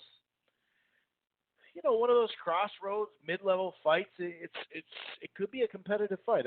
I like that fight. I like those fights. Not every fight has to be. You're not going to get a top five after top five, but it's also not just an easy showcase potentially. Maybe that'll be a good fight. It'll be, hopefully interesting. Munguia on that same night, the Zone has Munguia going against Spike O'Sullivan. So that tells you that they definitely are trying to match him with, the guy Canelo. But everybody kind of knows that. A couple other quick news items. What was it? Oh, yeah, the Ramirez and Postal is actually headed to China February 15th, February 1st, excuse me. I was told a couple different venues, but it is in China. Someone must have put up some money, no doubt about that. We do have it. The way the manager's talking, well, we got a DAZN PBC matchup that will probably go to a purse bid. Devin Haney and Javier Fortuna, which I really like that fight for Haney at this level of development where he's at. It's a tricky style. He's got a chance to hurt Fortuna, but Fortuna, like I said, can be tricky. He's got some skills, and he actually has some power. It's just a good measuring stick, I think, for where Haney is. So I know a lot of people got mad at Haney for flashing the dollar bills the other day, but then they kind of liked what they saw today, or the it today or yesterday, where he was giving out some money to the homeless too. So that was a nice little piece there. We'll definitely talk a little bit more about it. Oh, Manny Pacquiao said he's going to be back in March or April. That is, every year he's kind of got some different dates. Usually he's available in the summer, it seems, the last couple in July, June and July. But sounds like as far as the recess from, Congress, being a senator and all that, sounds like he wants to be back in March or April. And it sounds like either Danny Garcia or Mikey Garcia. It's going to be a Garcia. That's what it pretty much sounds. There is speculation that Spence will be at the fight this weekend. There is speculation that he'll be back in March. We'll see if he actually shows up there, and that's what they've been wanting to do. And that's why they've been holding off, so they can kind of control the first interview with him and kind of get people talking and get the viewership and really the video after on YouTube. I think that's more what it will be, but he may not be there too. He may be still resting. There still may be some stuff about it. So like I said, there's a couple other items. I'll do the boxing Twitter segment, some screenshot Twitter, boxing Twitter stuff that some people agree with it and say, oh, that's a good point. Other people or other tweets that I'll read will be like, wow, that's fucking on Twitter right now? Oh, my God. So there are some other news items. We got to get to the Kovalev. You shouldn't have bet on me. You guys are imbeciles. In fact, we're going to go to 310 in just a second. I want to get those quotes from Kovalev. He basically was like, what are you guys, stupid? And you remember that it's the economy, stupid, that political line? Well, it's the economy. You should have known. Basically, those who believed in my victory over Canelo and put money on it, you're all a bunch of dumbasses, basically. So here's basically the extensive translation. Kovalev says that all the factors and limitations he had was impossible to win a fight against a bully like Canelo. Against the bully, he wasn't in good shape condition for that. Because we all know, either way, whatever you think of the fight, we've broken that fight down. Kovalev, did he try to win? Did he put himself open to get knocked out? Did he, was it just a money grab? Was it a retirement fund? All that stuff. But we know, no matter what you think of it, we know he doesn't take L's well. That's for sure. He's always got excuses either way. But he said Kovalev says that Canelo team calculated the fight very well. Well, we already knew that. You knew that taking the money. He had talked about, I had two full camps for Yardy because the negotiations interrupted in midway. Okay. And after I had enough time to recover, straight to the third camp, blah, blah, blah. I wondered how I was able to go 11 rounds. He didn't turn from this fight because he was very interested in the offer. Kovalev, he said I was on my back foot until I was tired. Canelo didn't land serious shots until the final round. Kovalev felt that he gassed at the end of the 7th, and he made a serious mistake in the 11th. He also thought diehard boxing fans would have been able to see through this and wouldn't bet on him, so it's their fault. It's your fault you bet on me, not me. What the hell were you even thinking that I'd want to win that fight? I mean, he didn't say that end part, but it kind of plays out like that. Well, I think that's a pretty good segue to bring in 310. Mark, what's going on, 310, man? How the hell are you? What's going on? Hey, Chris. What's up? Hey, so, exactly, what were you saying again? Okay, I'm sorry, because I didn't catch all that. I've been dealing with my That's cool.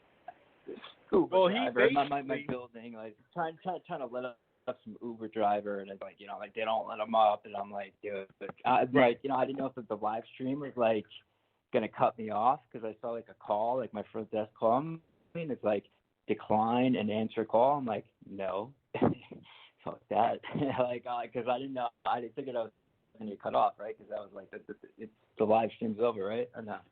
I should text you. You there? Yeah, I'm there. It has 17 minutes of the live stream, so you could something could go around in the next 17 still get it in. But what I was saying, Kovalev it's whatever. gave, Yeah, go ahead. Kovalev gave an interview basically saying, you should have known. Why would you bet on me? You guys are stupid for betting on me because it was the short, everything was so condensed. That's why I lost the fight. He said it's basically like, I don't know how I was on my back foot to the 7th round. I don't know how I even lasted to the 11th. I made a mistake in the 11th. That's why I got knocked down. But he basically, we always know that he makes a bunch of excuses. That's what he does after losses.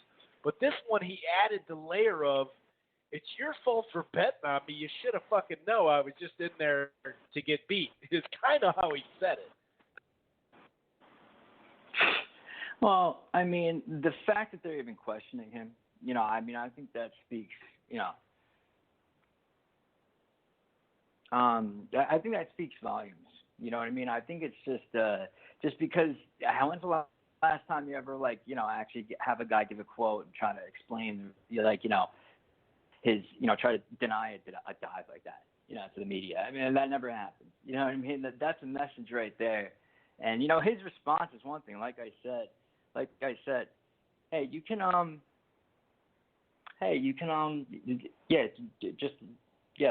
let her up. It's fine. You tell her to leave it on the counter. Thanks. Bye. Sorry about that. All right. So just the fact that, it's just surprising that people are even bringing it up. That's the reason why I started off the last segment that I called in at with, I'm assuming now we're fucking WWE fans because everyone's acting like this shit is real. And then, so why are they even asking questions like this? You know what I mean? It's like, are we going to play along or are we not going to play along? If we're not going to play along, then you got to call it like it is and, stop trying to be like, oh, wait, but why are you asking him questions? We know what he did. when you're throwing jabs like that, come on. You don't ask a guy like that questions. You know what I mean? You don't ask him questions because you're just going to put him in a weird position, and he's a bad actor. And the fact that they did it with him, because I understand why they did it because, when you look at the history of the sport, it's like a lot of guys have moved up from 60 to light heavyweight, but they're not, it was a bad style matchup. It's not the type of style that you could do that with. And Canelo, he was already small for 60. He's not a normal 60-pounder. He's just getting paid so much money at such an early age that he's like, fuck making weight. You know what I mean? That's the reason why he gasses out and can't even fucking fight all 3 minutes of every round. You know what I mean? Making millions of dollars. You know what I mean? He was never really fully I'm not going to say he wasn't committed to the sport, but come on. We know that he was never he wasn't that guy. He's not like a Terrence Crawford, that dedicated and shit like that. That's how I see it. You know what I mean? But he was never a type of guy to be moving up. He was just I kind of attribute that to his weight. I view him as a 154 pounder. I believe that he got knocked down by Miguel Cotto's little brother at welterweight. You know what I mean? It's not you didn't see guys like James Toney fighting their early fights at welterweight. No, you didn't. Right. You know what I mean? And even people like Roy Jones, we can't even throw him into the mix because that's a phenom. But people like that, even people like Kelly Pavlik, he moved up to light heavyweight, right? But not even. I think it was a catchweight light heavyweight with Hopkins. Sure. Right. That wasn't true. Yeah, but you're right. It wasn't all the way. It wasn't. And Pavlik was a way stronger. He hit way harder than fucking Canelo, and he started at 60. You know what I mean? And he was Kelly Pavlik, dude. He started at 60. He was big for 60. He was 6'3", 6'2". He was tall, and he's having a lot of problems making weight. That's well documented. Pretty early in his career, right. In his mid-20s. So that's why I knew that it was all bullshit. They tried to put one over on the fans. I thought that they had a good matchmaker. Who's the matchmaker? Eric Gomez or something? The matchmaker should have known, dude, no, we can't do it with Kovalev. You can't do it with him because everyone knows his style. It's just not, it wasn't a good style matchup. It's just not. So the fact they're bringing it up, it's like whatever, man. That is what it is. It's kind of like, you know, if people can look at it and play along, but hey, man, there's so much good entertainment, man. There's so much awesome shit on Netflix, and you know what I mean. I take a week off from work, and I'm like so entertained. I don't need this fucking these characters and fucking boxing trying to fight. I mean, come on, man. Like, dude, come on. So that's that, dude. You know what I noticed? What you guys mentioned about the Zone, the subscription stuff. Yeah. It's funny because, you know, I keep on forgetting that this is the whole campaign. This is exactly like what I do. I'm very, very familiar with exactly what they're doing. Remember a long time ago I said, like, yeah, like, I know that it's going to be successful even if it's shit, just because I know that Eddie Hearn could just, like, bid on big fights just to get a bunch of people to sign up, because I know how their business works in the sense that, like, they don't give a shit, really. You only really care about subscribers if your retention is, like, high, meaning, like, if you're running something like Netflix can pay people like Denzel Washington like $20 million for a movie because they have like 85% of the people, you know, paying that $12.99 every month, and they have it guaranteed. Right. Like, you know what I mean? They know how much money they, you know, that looks awesome to a bank. Bank's gonna fucking give you $100 million. Like that much, you know. It took them a while to build yeah, that up, and they have a lot of debt still, you know. Exactly. So like. But when you have other types of campaigns, like I run the types of stuff, I've been doing this since, junior year of college. Like, you know, like we got into it just by accident, and we just had noticed that, like, you know, we would sign people up for certain things, websites and stuff like that. Person would log in one time, you know, pay for the trial, get whatever they wanted to get. You know, we would incentivize them with whatever. And, like, you know, I mean, especially in the mid-2000s, man, you get, like, 60% of the people forget to cancel on a $39.99 a month thing. Now it's different, but you still get a hell of a lot of people. I guarantee off that Logan Paul fight, even though these people are young, it is very difficult. When you're billing through the phone, it's on a whole other level, man. It's not like You're a right. thing where you got to take out your credit card.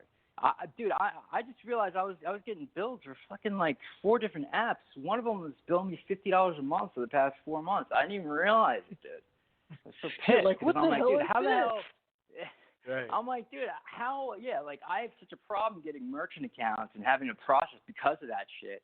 You know, like when these guys are literally robbing money, and you know, Apple's sitting right there, like, here, man, we're giving you the platform. They're not even gonna fucking notice it. Because all you gotta do is press this. Like, it's not even like, dude, like to cancel your subscription on an iPhone, you gotta go through like 3 different steps. I still have to Google it every fucking time. You gotta click on your you gotta go to. You literally have to Google it. Yeah, like every time. Like, you know, like it's that difficult. You gotta click on your fucking name, put back in your password, and then you gotta scroll down. Like they purposely make it so you can't see it on the fucking screen. You got to go fucking down, and then it says subscriptions, and then you click on it, and then it's like you see your subscriptions there. Like, and you don't even find out until afterwards. Most of these guys, they don't even have, I think the Zone, I don't even think they even have a live customer service. So you got to understand, they get 1 million people to sign up. It's like, dude, it could be one of 2 things. It could be like they see an opportunity, and they're like, fuck it, because these boxing fans, they know what they're getting. These other people, they're just here just to fucking, you know, like get this incentivized offer, this Logan Paul and KSI fight, this celebrity fight. That's what they're doing. And you know, you drink a little bit too much, you forgot that you signed up for the shit. Boom, you get them for whatever, 2, 3, 4 months, and then that $9.99 turns into, you know, $30, $40, and then, like, you know, if that's an average of whatever, if you're averaging like 3.5, 4 months every single customer, shit. You know, I mean, it's a lot more than people think. I mean, it's minimum 30% of the people are not canceling, guaranteed. I wouldn't be surprised if it's and that's just like that's just after the trial. After that, I mean, the drop off, like, it's the most amount of people cancel the first month. Then it like it gets slower and slower and slower. I've been billing people since 2012 on some things right now. Like it's for things that aren't even active anymore. So they know what it is. So I just think it's funny. And yeah, they're gonna get into that. And it's gonna be a mockery of the sport. There's a lot of things going wrong with the sport, man. It's like I wonder if it's like if it's always been going on, but because the business is so exposed now, you know, with these different fucking networks and shit, that we get to see these things. Like, because if we didn't know what was going on with Kovalev's deal, or, you know, Triple G and Canelo, we knew that they're not going to risk Canelo losing after paying Triple G that kind of money. So that was all an indication right there that we knew the fight was going to be fixed, or there's a lot of incentive to not have it real. You know, you're not going to lose that kind of money.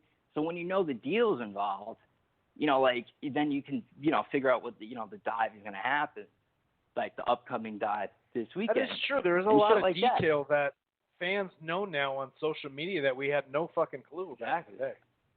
That's a good point. Exactly. And then you have to look at it. The writers, they want to put out that news because they know people are gonna click.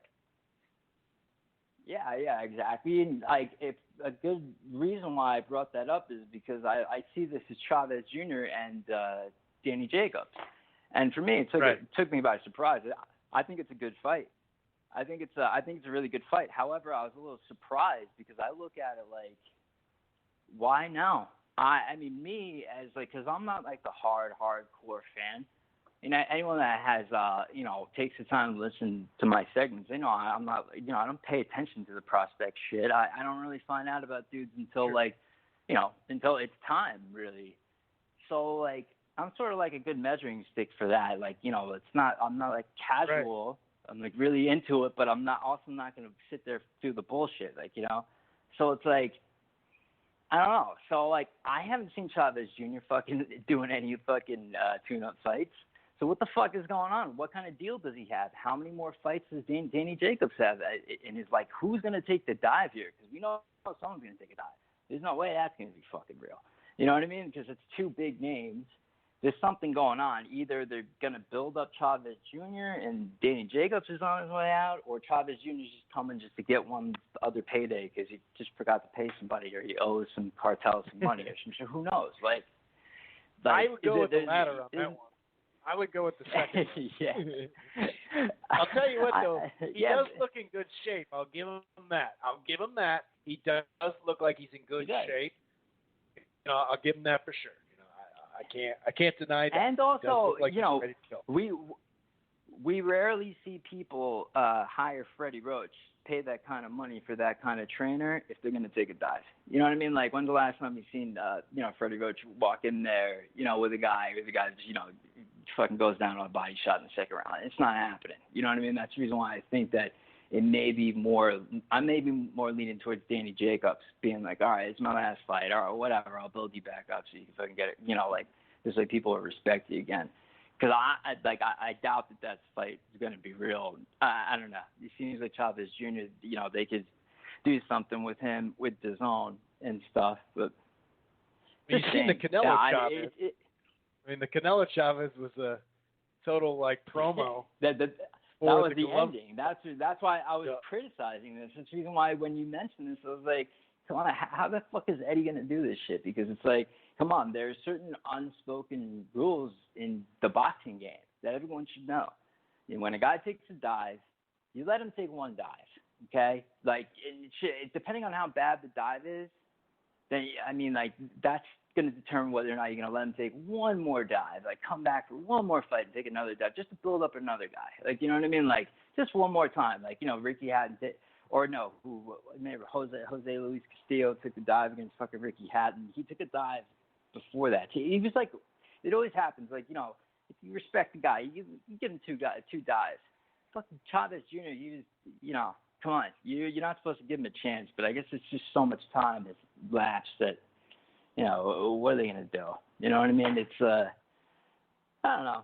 That's what's weird about that, but I think way too much shit has been, you know, people are talking about this whole testing thing a little bit too much. And I feel like everyone that talks, I know everyone, like, has their own viewpoints on the whole steroid thing. And my whole viewpoint is all, like, fucking different. But I just view it like, who gives a shit that he didn't want to get tested? And it probably wasn't for steroids. He probably just wanted to smoke weed. Like, who gives a shit? He probably just wanted to do some recreational drugs. Who cares? Like, you know what I mean? Like, it's healthy for you.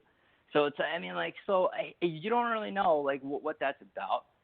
And the whole testing thing, it's like, when you sit there and you really think about it, like, really, if you sit down with a sober mind, you think about it for a few years, I mean, it's not like testosterone suspension. It's been around since the 70s. You know what I mean? It's one of the most powerful steroids out there.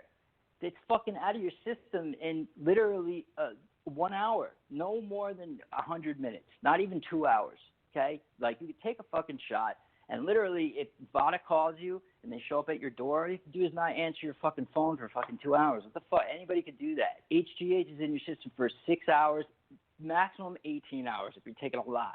These guys aren't taking that much. So, like, I mean, it's like you have to be a moron to get caught, or, you know, they have to be trying to screw you. Like, you know what I mean? You know, it's tough for me to even believe that these guys actually legitimately get caught. Like, I always feel like if you're going to pay a promoter, if you're not going to use someone like Al Heyman, you're going to pay someone like Eddie Hearn or Golden Boy, you should never get tested positive, because their job is to make sure that they are paying the right people, and you never get tested fucking positive, because, I mean, like, that's the way I look at it. When you look at it like that, it's like, who really gives a shit? Like, you know what I mean? It's who are you going to, at the end of the day, only 12-year-olds think that it gives you superhuman powers. It's not going to give you fucking superhuman powers. Well, what does it do? People that are, the political answer is people always fucking say shit like, oh, it gives you an unfair advantage. Okay, I get that, but what does training do? I mean, what the fuck? The whole concept behind training is giving yourself an unfair advantage. It's not giving you fucking superpowers. Like, you know what I mean? Like, so what? So what are we going to ban training?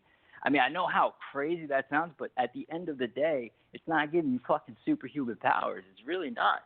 It's really not. It's Anyone giving you can take recoup. anything. It helps you recoup for your workout the next day. Yeah, for sure. So does a hyperbaric I guess chamber, punch so does a lot of resistance, different things.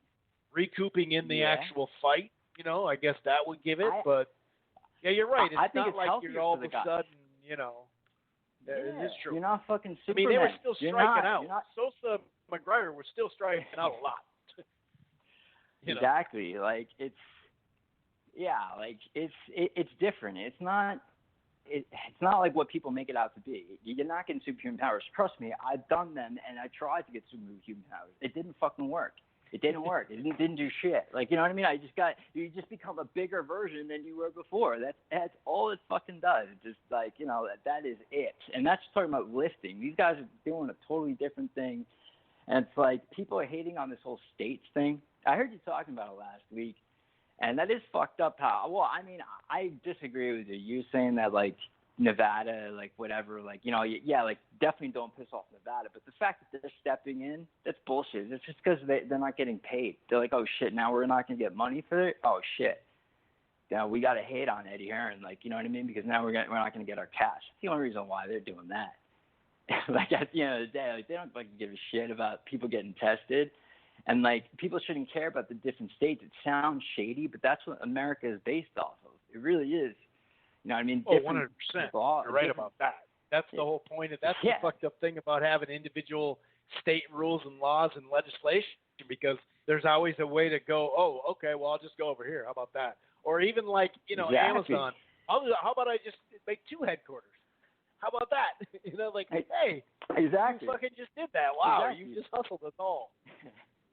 Exactly. Like all the companies in my bank accounts. What do I do? You know, it's either Delaware or Wyoming. You know, I mean, I'm going to why. People know why I do that. Why people do that. I mean, same thing with my car insurance. I mean, like, you know, like I was talking to this girl this weekend. Like, you know, I mean, it's just like, you know, okay, my address. I use my California address. Like, you know what I mean? Because, fuck, man. You know, it's way cheaper, you know, just by using, you know, just certain locations, and that's all they're doing. They're just taking advantage of that. No one could hate on that because everyone would do the same thing. You know what I mean? They would all do the same thing. I kind of feel bad for Eddie Hearn that, you know, people are really coming there. He's getting a lot of hate, dude. they're really scared of this guy. It seems like it's working too, because it seems like his spirit is a little like broken a little bit. I don't know about you, but it just seems like he's not as confident as before. Like it's almost like he's getting a little desperate here, man. Like I don't know. Right. I Maybe think I'm it was the tripping, way he but came in, holding the big Gucci bag, saying I got a bunch of money, and he came in pretty heavy. And you're right. Maybe he just toned it down or whatever. My whole thing was you might as well just clean it up just for the look of it. But you're right as far as, Vegas carrying or not. Here's a little update on that story. I'm glad that you brought that up. Chavez Jr. Did open up about the drug testing and yada, yada, yada, right? Because he said the fight wasn't signed yet, so therefore these tests don't start until the fight starts, right? That's what he said. And that is true, too. That is true, But he also said, and this is his words, not ours. I don't know if this is true, but he also said that actually Daniel Jacobs was in Atlanta, or they came to test him in Atlanta, but he was actually in New York City. Now, another layer to this, right, is they are not having VADA testing at all in this fight now, and that's official. It's officially there. Eddie Hearn has said it. Woodsy just got information on it. There is no testing, period. Yeah. I mean, well, there wasn't any testing for the Kovalev and Canelo fight. I think Max Kellerman confirmed that on his show. I mean, it's honestly, talking about conspiracy shit that I truly believe, I'm not bullshitting when I think that these, like, VADA and shit like that, I just always assume that was, like, the promoters just use them, and, when a guy tests dirty, it's because the promoter wants him to test dirty. Like, I honestly have always believed that. I never believed that any of this shit was actually realistic. It's all just, it was just created by haters and people who were just trying to get, they had some sort of vendetta. They needed to get an athlete out of the sport. They needed to make it look good. Hey, man, we really care. Like, it's funny to have VADA, right? Too. So VADA is the testing agent, right? But they don't have any, they don't have any laws that they can throw down or rules even. And so then it goes back to WBC. Well, we knew when we talked about this, a while back when they were introducing this, and we thought, well, I'm not crazy about the WBC being able to have the ultimate ruling. It's like, hey, you got VADA, but they just tell you the test. That's it.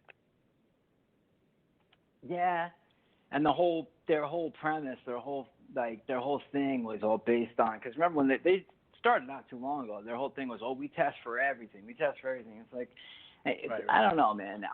I had to remember looking at their website and comparing it to USADA's, and it was like night and day, dude. Like, I was like, I'm not going to trust this boxing shit over fucking, like, this thing that's testing Olympic athletes.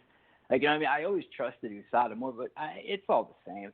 You never really know. I mean, it's like, who knows? Like, whoever needs to make sure that someone gets screwed, or, like, you know what I mean? You have, maybe they knew that Big Baby was going to knock out AJ, so they fucking tested him dirty. I mean, come on. Right. Who has ever tested positive for HGH? That means that he literally shot up right before they fucking tested him. It's ridiculous. It's insane. So, I mean, like, what's funny, that.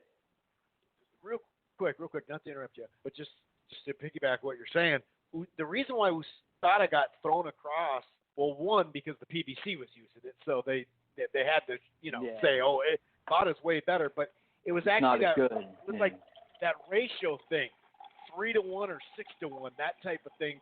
Their ratio, what they allow was a little bit more, but then again, they are more detailed on other stuff. So, but I agree, it's kind of just a wish-wash. That's how VADA got the lead. Yeah, like they test for things too that's just like not like, you know what I mean, like they test for things that is not listed on USADA. But at the end of the day, I had remembered when we can go to GNC and fucking buy ephedrine. That was like back when I was like what middle school, like early years of high school. I mean, now that's like that's like Adderall. It's like it's a big deal. Like, you know what I mean? It's like right there. So I mean, who decides that? You know what I mean? Okay, so now I'm a scumbag now? What the hell? Like, I love ephedrine. I don't give a shit. Like, what the hell? Like, I really don't care. Like, it was legal back then. Who knows? But, like Callum Smith, what's funny is I was looking at the odds for the fight this weekend. Callum Smith, he's fighting this weekend. And he's fighting John Ryder. I saw his name before because he fought. You know John Ryder?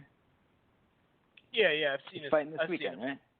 Yep. Yeah. But, I mean, I just looked at that, and it's just like, still, you know what I mean? Like, what the fuck, man? Like, I understand that the UK is a different, it's a whole different atmosphere. Totally different. But apparently the mentality is different, too. Like, you know what I mean? I don't want to sit here and say, like, but these UK fans, they're so passionate about the sport. It almost blinds them because it's like, how many fucking gimme fights are you going to give a guy in a row? Who do you just fight before that? Like, you know what I mean? Like, it's ridiculous. Look at Kell Brook. When he wasn't fighting the fucking top dude, he was fighting garbage, dude. Freebie wins. It's like it's free money. I mean, it's literally free money. In the UK, they're giving, like, especially the hype jobs. The dudes that they're like, okay, we can make a lot of money off him one day. And at least in the U.S., like, you do that with fighters, but at least test them like 3 or 4 times. Like, you know what I mean? Like, you don't just have one big fight and it's over. Like, they're literally taking Callum Smith. He's going to get knocked out by he may, who knows? Maybe something's going on because, Eddie Hearn's talking about putting him in there with Billy Joe Saunders. So maybe Eddie Hearn's like, all right, I don't want to get caught with this hype job. Like, I should get rid of him, but because he puts him in there with Canelo, you know what's gonna fucking happen. This guy John Ryder is a fucking guy who got knocked. He lost to Rocky Fielding. I mean, come on, like, you know what I mean? Like, so when are you gonna actually put him in there? Like, he lost to Rocky Fielding after Billy Joe Saunders. I think it was like his latest loss. So I mean, come on, like, it's like these dudes are getting free paydays every fucking weekend. People want to complain about the PBC. Look at the fucking UK, man. And I don't know, if the fans are that passionate, how come I never hear any of that shit on their podcast? That one main big podcast. Let's say it's weird. It's really, really weird, man. Bizarre. But this weekend, what kind of sucks is, obviously it's like, what the fuck, man? What's the prediction? Like, I already said a long time ago what the fuck's going to happen. Like, we already know the first time they made it look good, so now they're going to make it look even better. And we know what this whole pattern is. So now we got to make it seem like Deontay, like, oh, fuck, he's indestructible. So, yeah, he's going to get him out of there in the first few rounds. Like, we know that. He's going to get him out of there in the first few rounds. That's what's going to fucking happen. What I find exciting. And they'll show the improvement. They'll be like, look at his improvement. Is that what you're going? He does it every time. And if a guy tests him, he fucking gets him the fuck out of it. So if he did they could build that to Fury. They could build that with Fury. Exactly.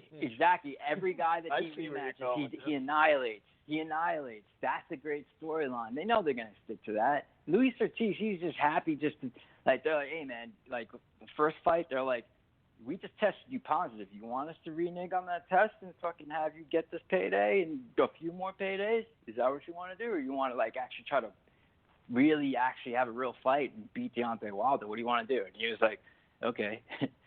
Give me the money. That's what fucking happened. He test positive. I think because he was like, no, fuck you. I'm not going to fight a fake fight. I'm going to take a dive. Okay, so we're going to fucking give you a positive test. What are you going to do now?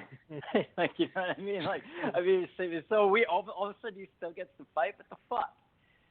The actual exciting part about this fucking weekend is the network. Okay, I never touched on this, man. This is pretty interesting. All right? Remember we were hating on fucking Bob Arum. I think even Eddie Hearn last year. They're saying, dude, Showtime's going to go out of business in a year. And guess what? I actually believe that more than them actually even being around next year. I think this is it. I think they're done. This is the exciting part of the weekend. This is probably going to be the last Showtime fight of the year or whatever. It's going to be the last one, dude, because you know that they push. Not this weekend, but December 7th this and the 22nd. The year. Right, yeah, at the end of the year. Yeah. So no, it's 2020. Right.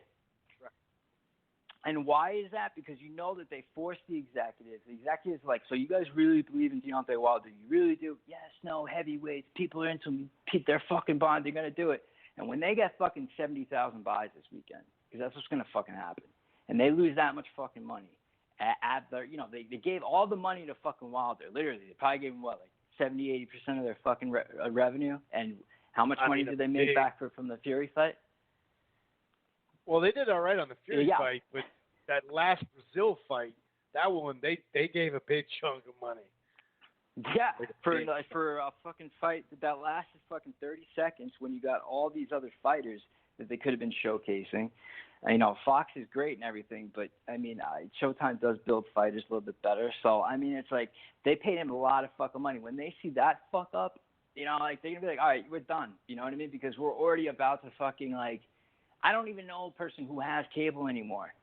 I don't even know a person who has cable anymore. I couldn't even picture myself getting Showtime. What the hell am I going to watch on Showtime? I'm going to stream it, fucking everything. Well, whatever I want to watch. When Ray Donovan comes back on, I'm going to stream it. You know what I mean? That's what I'm going to do. It's not enough for me. There's way too much good shit. They know that. They're going out of business fast. Why the hell are they going to waste money on boxing? I will be shocked if Showtime is still around next year. That's the exciting part. If you really think about it, what are they? Come on. They did not profit off of this. Is Deontay Wilder a fucking a million buy pay-per-view guy? No, he's not. No. I don't know. I don't think it'll do 70. I don't think it'll do 70 just because it's been marketed all over the place. But yeah, I hear you. Probably do like Terrence, right? It'd probably do like 150, 200. Nah, I think it does more than that. Something like that. Have you seen any of this stuff? It's been during the NFL the last month. The fight camp was after an NFL game. When they do the little like for instance, I'm watching the Vikings game. It's over. They do that little 15-minute thing where they show whatever games live. The last part of it. Then they show the highlights. Then they go right to that. That did 2.2 million. Last Sunday they did it again. That did 2.4. Just the shoulder programming. So I doubt it does below 200,000 based off of that. They've been putting this through the NFL ringer, dude. It's on during every game. Every college football game on Fox, you see commercial. I still see. But your point still exists, though. Your point does exist as far as he's not $1 million guy and all that. Yeah. I hear that. And that Showtime I think might Al's be done still after using this that year. investing money on this because he's not going to lose his real money on this. Fox just outbid Showtime. They didn't have to cover the whole fight. It's still a combo thing, Yeah, but we just had thought, because they had pitched it like, hey, no, man, we're better than DAZN because we actually have more money than them when you combine both networks. I don't know, man, because Showtime is done. It's not a network anymore. It's finished. There's no way. It's done. There's no. I don't even remember the last fight. The last fight I remember was the Deontay fight. I don't even remember. I don't know when was the last big fight. Like the big fight. Oh yeah, there wasn't a big really fight this year. The biggest fight you could say wasn't a big fight. It was that Lara Castano. As far as good matchup, that was the best one. Even if they're in business this way next year, then it's just Showbox. They might as well just go the Showbox route then, because even if they are in business next year, as long as it's this type of product, they're going to be out of business. You know what I mean? There's no way, because I know, my friends in their, late 30s, early 40s are all canceling their cable. I'm pretty sure my parents might have. That's huge. That is huge. That's crazy. That's from like a year ago. I was talking to my dad about it. He was like, I just can't picture myself without a cable box. I was like, yeah, I used to feel like that too. But I'm pretty sure that they got rid of it. I don't know. It's really, really weird when you think about that. And I just think that they're still in that old mentality where, even with the advertising that you're saying, I don't know if that really it goes back to the whole Logan Paul and KSI thing. Just because fucking 3 million people see some shit about Deontay Wilder dude, they're football fans. They don't give a shit about boxing. You know what I mean? Yeah, but you have to admit though that these pay-per-views with Fox have done more numbers than everybody thought. because they've been marketing it. They were good fights, though. They were good fights, though. I think people are smart. They know, man. They know what's up. This was a top 5 fight last year, though. What, Luis? Oh, yeah. Well, yeah, but that was free showtime, though. It's free showtime. No one's going to fucking buy this shit. No, I know, but you really said that's for better? good fights. You said that's for good fights. Casual fans are going to think this is a good fight. I'm just saying it's not going to do 100,000. That's all. I'm not calling for any kind of crazy number whatsoever. It could be 225. It could be 275. It could be in the 300s. It could be 175. I just don't see it 150, 100. I just don't see that.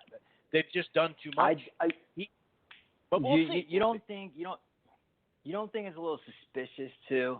How every single time it's 300,000 buys? Like, come on, guys. Come on. You said this fucking for the past 10 years. Why the hell is every single fight getting 300,000 buys? I think you're bullshitting. Like, you know what I mean? Like, oh, so Wilder and Fury did 320? Like, it's like, why is it always around the same fucking number every time? Like, and then if it did really, really bad, you just don't hear it. But you don't really know. Like, you know, it's so weird, but it's always like, oh, but that did 300. It's good. Pacquiao fights weren't in the 300s, though. They were above. I didn't know. I didn't hear that about that. But yeah. I remember that. But like every Deontay fight, they claimed that was 300. They claimed that the Mikey Garcia fight was 300 or a little like 350, right? Then they claimed that. Although I mean, they said that they were all 300. $4.5 million gate in Cowboy Stadium. Oh, yeah. And Wilder Fury did a $3.5 million gate. So, I mean, those are pretty good. Either way, that means the last 10 years they've been lying. We can't just all of a sudden say now they're lying. Now they're lying. Whereas before they're that 300. It's not like a Bob 300,000. I mean, that 300,000 though. It's like that's a very coincidental number. I've been hearing that shit for who knows how long. Like, you know what I mean? Miguel Cotto was doing that back in 2008. In a place where they haven't been marketed before in the last 10, 15 years. That's a fact. Oh, yeah. That's a fact. We know that. I think we Fox haven't seen NFL I think Fox. Yeah. I think Fox is killing it, but I could still always make the argument that, hey, but look at the fucking fights. The quality of the fights have been so dope. How can you not? They're all awesome fights this year. They've been running boxing. So I don't really know if it's the advertising. I really don't know. We'll find out. I have feeling we're just not going to hear about it, and then, like, you know, it just is what it is. And then we just stop hearing about fucking Showtime altogether. Like, you know, like, what the hell? Like, who the hell is going to throw that kind of money at this right shit? Does seem to be on the wall. It is hard not. They can say they got a 3-year deal, but you know that, you know, I can't sit there and say no. No way, they got a deal. Isn't it surprising because we were talking shit. We were like, I remember like over a year ago when they were talking, when Bob Arum and Eddie Hearn are teaming up saying like they're gonna go out of business, it's over. I just thought that it was like they were just panicking and shit. But no, they're actually like they actually knew what the hell was going on. Like, you know, like this is actually really going on. They had like, you know, we can count on one hand how many fights they actually remember, like notable fights. Remember Carcino, he was talking about like Big Baby signing the Top Rank, you know, with the whole steroids thing. Like what I find strange is like the whole, like we were just talking about like the whole advertising thing, them being all old school and shit. I just feeling it's that way with heavyweights. Like, are these heavyweights still the draw that these desperate ass networks think that they are? Like, it's still like 1997 and shit. Like, they really think that people give a shit because it's heavyweights. I mean, I don't know. I think, you know, I hear Joe Rogan. If they can capture one guy, then I do think it makes a difference. But it's a matter of capturing that guy. I can talk to someone at a bar. I can talk to my buddy. And there is still that heavyweight thing. But until it actually captures them, no, you're right. No, it's very true. I feel it. I think it's I mean, the welterweight division will tell you, you know, who's running shit. But yeah, you're right. I mean, remember, like, there was a changing. There was a changing of the guard because I remember when I was growing up. The heavyweights were the thing. But then, like, once you started seeing, like, it was really when Oscar De La Hoya came around. Was there really any other big heavyweight? When you started seeing skilled, smaller guys with exciting fights, people stopped giving a shit about the heavyweights because it was boring as fuck. I'm like, you saw Floyd, it was like, oh, okay, this is like, it's like Tiger Woods and shit. Like, you're experiencing great. Even in the you 80s, don't experience that shit. even in the 80s, the four kings weren't. None of them were fucking heavyweights. Yeah. Even in the 80s. Yeah. The top dudes were. Yeah. I mean, Sugar Ray Leonard was making $20 million in the 80s. Think about that. Yeah, that is true. So, I mean, it could go back and forth, but when you just look at how exciting it is and just the talent level, because you're talking about like how of course they're gonna sign Big Baby. I heard Ken Rideout, and Teddy Atlas talking about this. Like, how the hell are you gonna sign Big Baby? Why wouldn't you? Like, I mean, who the hell else are you gonna sign? Like, the hell, like he's one of the only names I fucking recognize that's like a newer name, like a fresher face. Yeah, you know what I mean? Like, why wouldn't you sign him? Tyson fight somebody, or Fury fight somebody after that.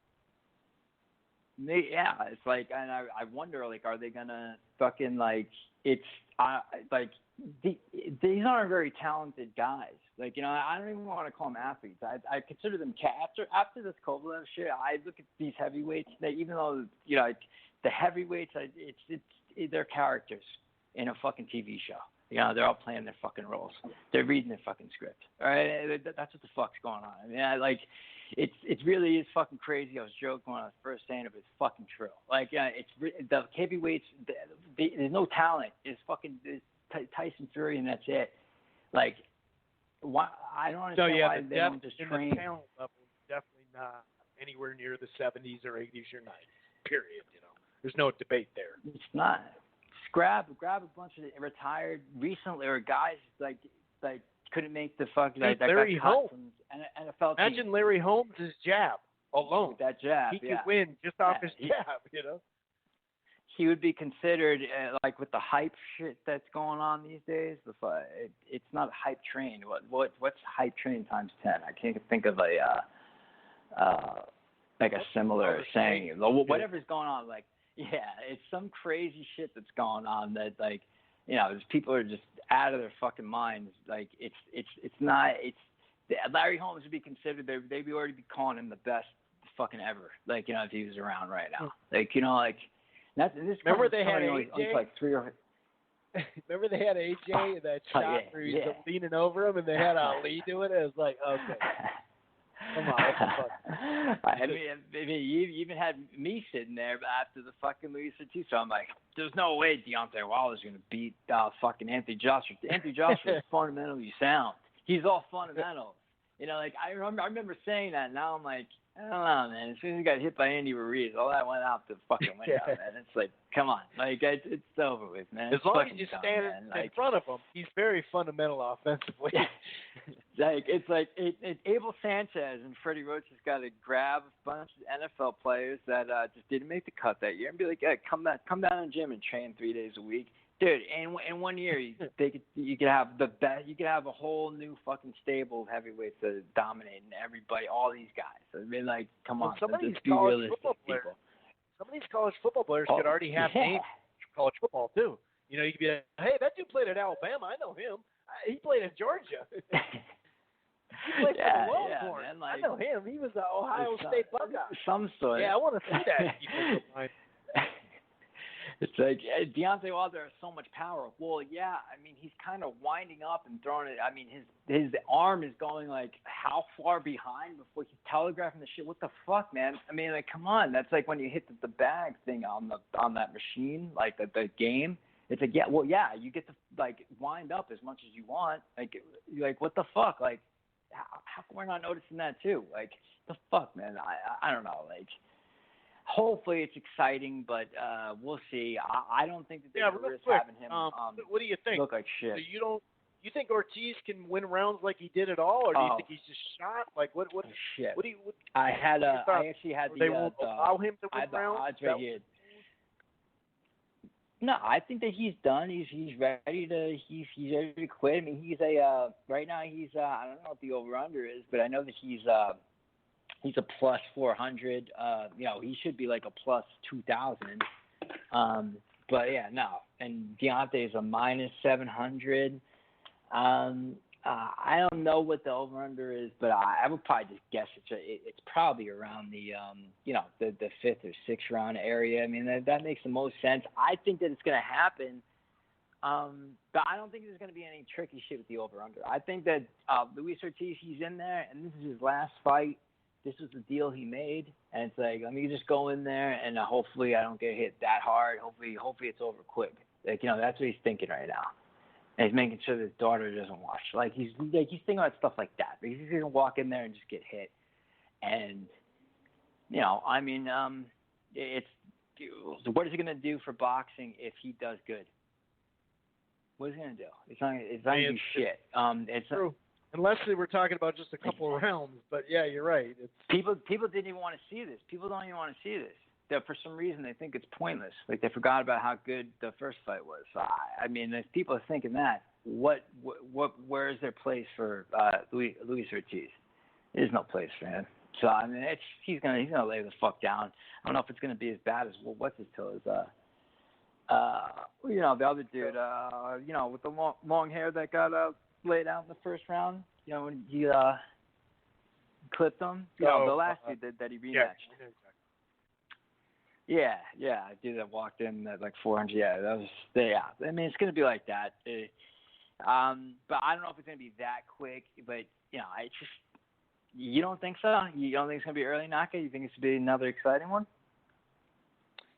Well, I mean, when we're talking about Wilder, the knockout could come any time. So it's hard to judge that. You know what I mean? I just seen him. My thing is, if a lot of people are in agreement that he's not that skilled of a fighter and he has flaws. He does throw a jab a lot. Now, how good of a jab it is, that's up for debate. When he throws it really strong, when he throws it to the body, some things even when he was doing against Fury, very, very, minimal.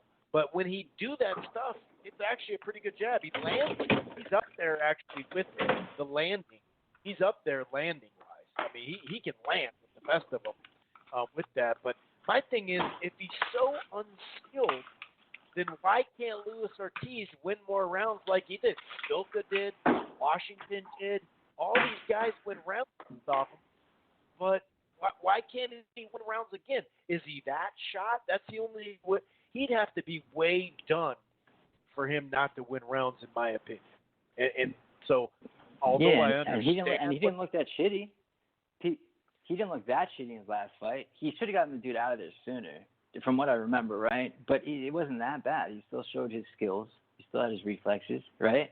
That was the last fight. Yeah, and not only that, I think people are forgetting. They said the same thing when Ortiz got that big win and he was King Kong on HBO. And then remember he went to Matchroom and he fought David Allen and he fought that other long, lanky dude who a lot of people think took a dive against Wilder, Malik Scott. So those two styles, he's got to chase a guy. He's not good at chasing somebody. He's not a good come-forward fighter. That does not show his skills. He wants you to be, in the middle of the ring or a guy coming to him so he can counter. He did the same thing. Then he got in the ring with Wilder, and he looked really damn good, right? Now he took on these other two dudes who were moving on the outside, and they're, I didn't think he looked as bad as people were saying, but I think just people go off those two fights just like they went off the other two fights where he looked not as great or whatever. But I don't. Like I said, wasn't getting hit though. He just didn't get the guy out of there as soon as he should have. And he was throwing his combos and he got rounds in, and I just don't think it's bad as. I think it's an overwhelming theme on Twitter. So maybe people are either influenced on that or they want to just join the crowd or whatever. I don't know what it is, but I've never seen a fight just destroyed so much based off it was a Fight of the Year candidate the very last ridiculous. Year. And so I'm a little confused. If anything, it's better. He took damage. Wilder took damage in the Fury fight, if we want to get critical. If we want to see who's taking more punches since that fight, Fury hit him really hard a bunch of times. So I just don't know and this why is better this than is the such Fury a shitty fight. You know, he can't fight Yeah. Joshua because of Joshua Ruiz. Fury didn't want to fight until not him, but the business didn't want to fight till next year. Yeah. This is a solid fight. He's still a top 5 guy. I just don't understand why they're just throwing this under the. They try to do this with Spence and Peter too. They try to do that, but that one was like, all right, dude, come on. It's at least a It's at least a decent fight, but I don't understand. I mean, it can't be just all PBC hate. I just don't. I've heard it from people that don't hate on the PBC. They just call it like it is, and they say this fight's just a one-sided slaughter. And I'm not saying that's not a possibility, but I just don't. I don't get why he can't Ortiz win rounds when a lot of people can win rounds on Wild. Yeah, like at first I thought it was the people that just didn't pay attention to styles.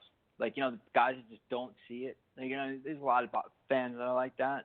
And, like, that's what I thought it was. But then you see people who, like, you know, like, you could tell they know what they're watching. You know, like, you could tell they know what guys get. They know that Luis Ortiz is skilled.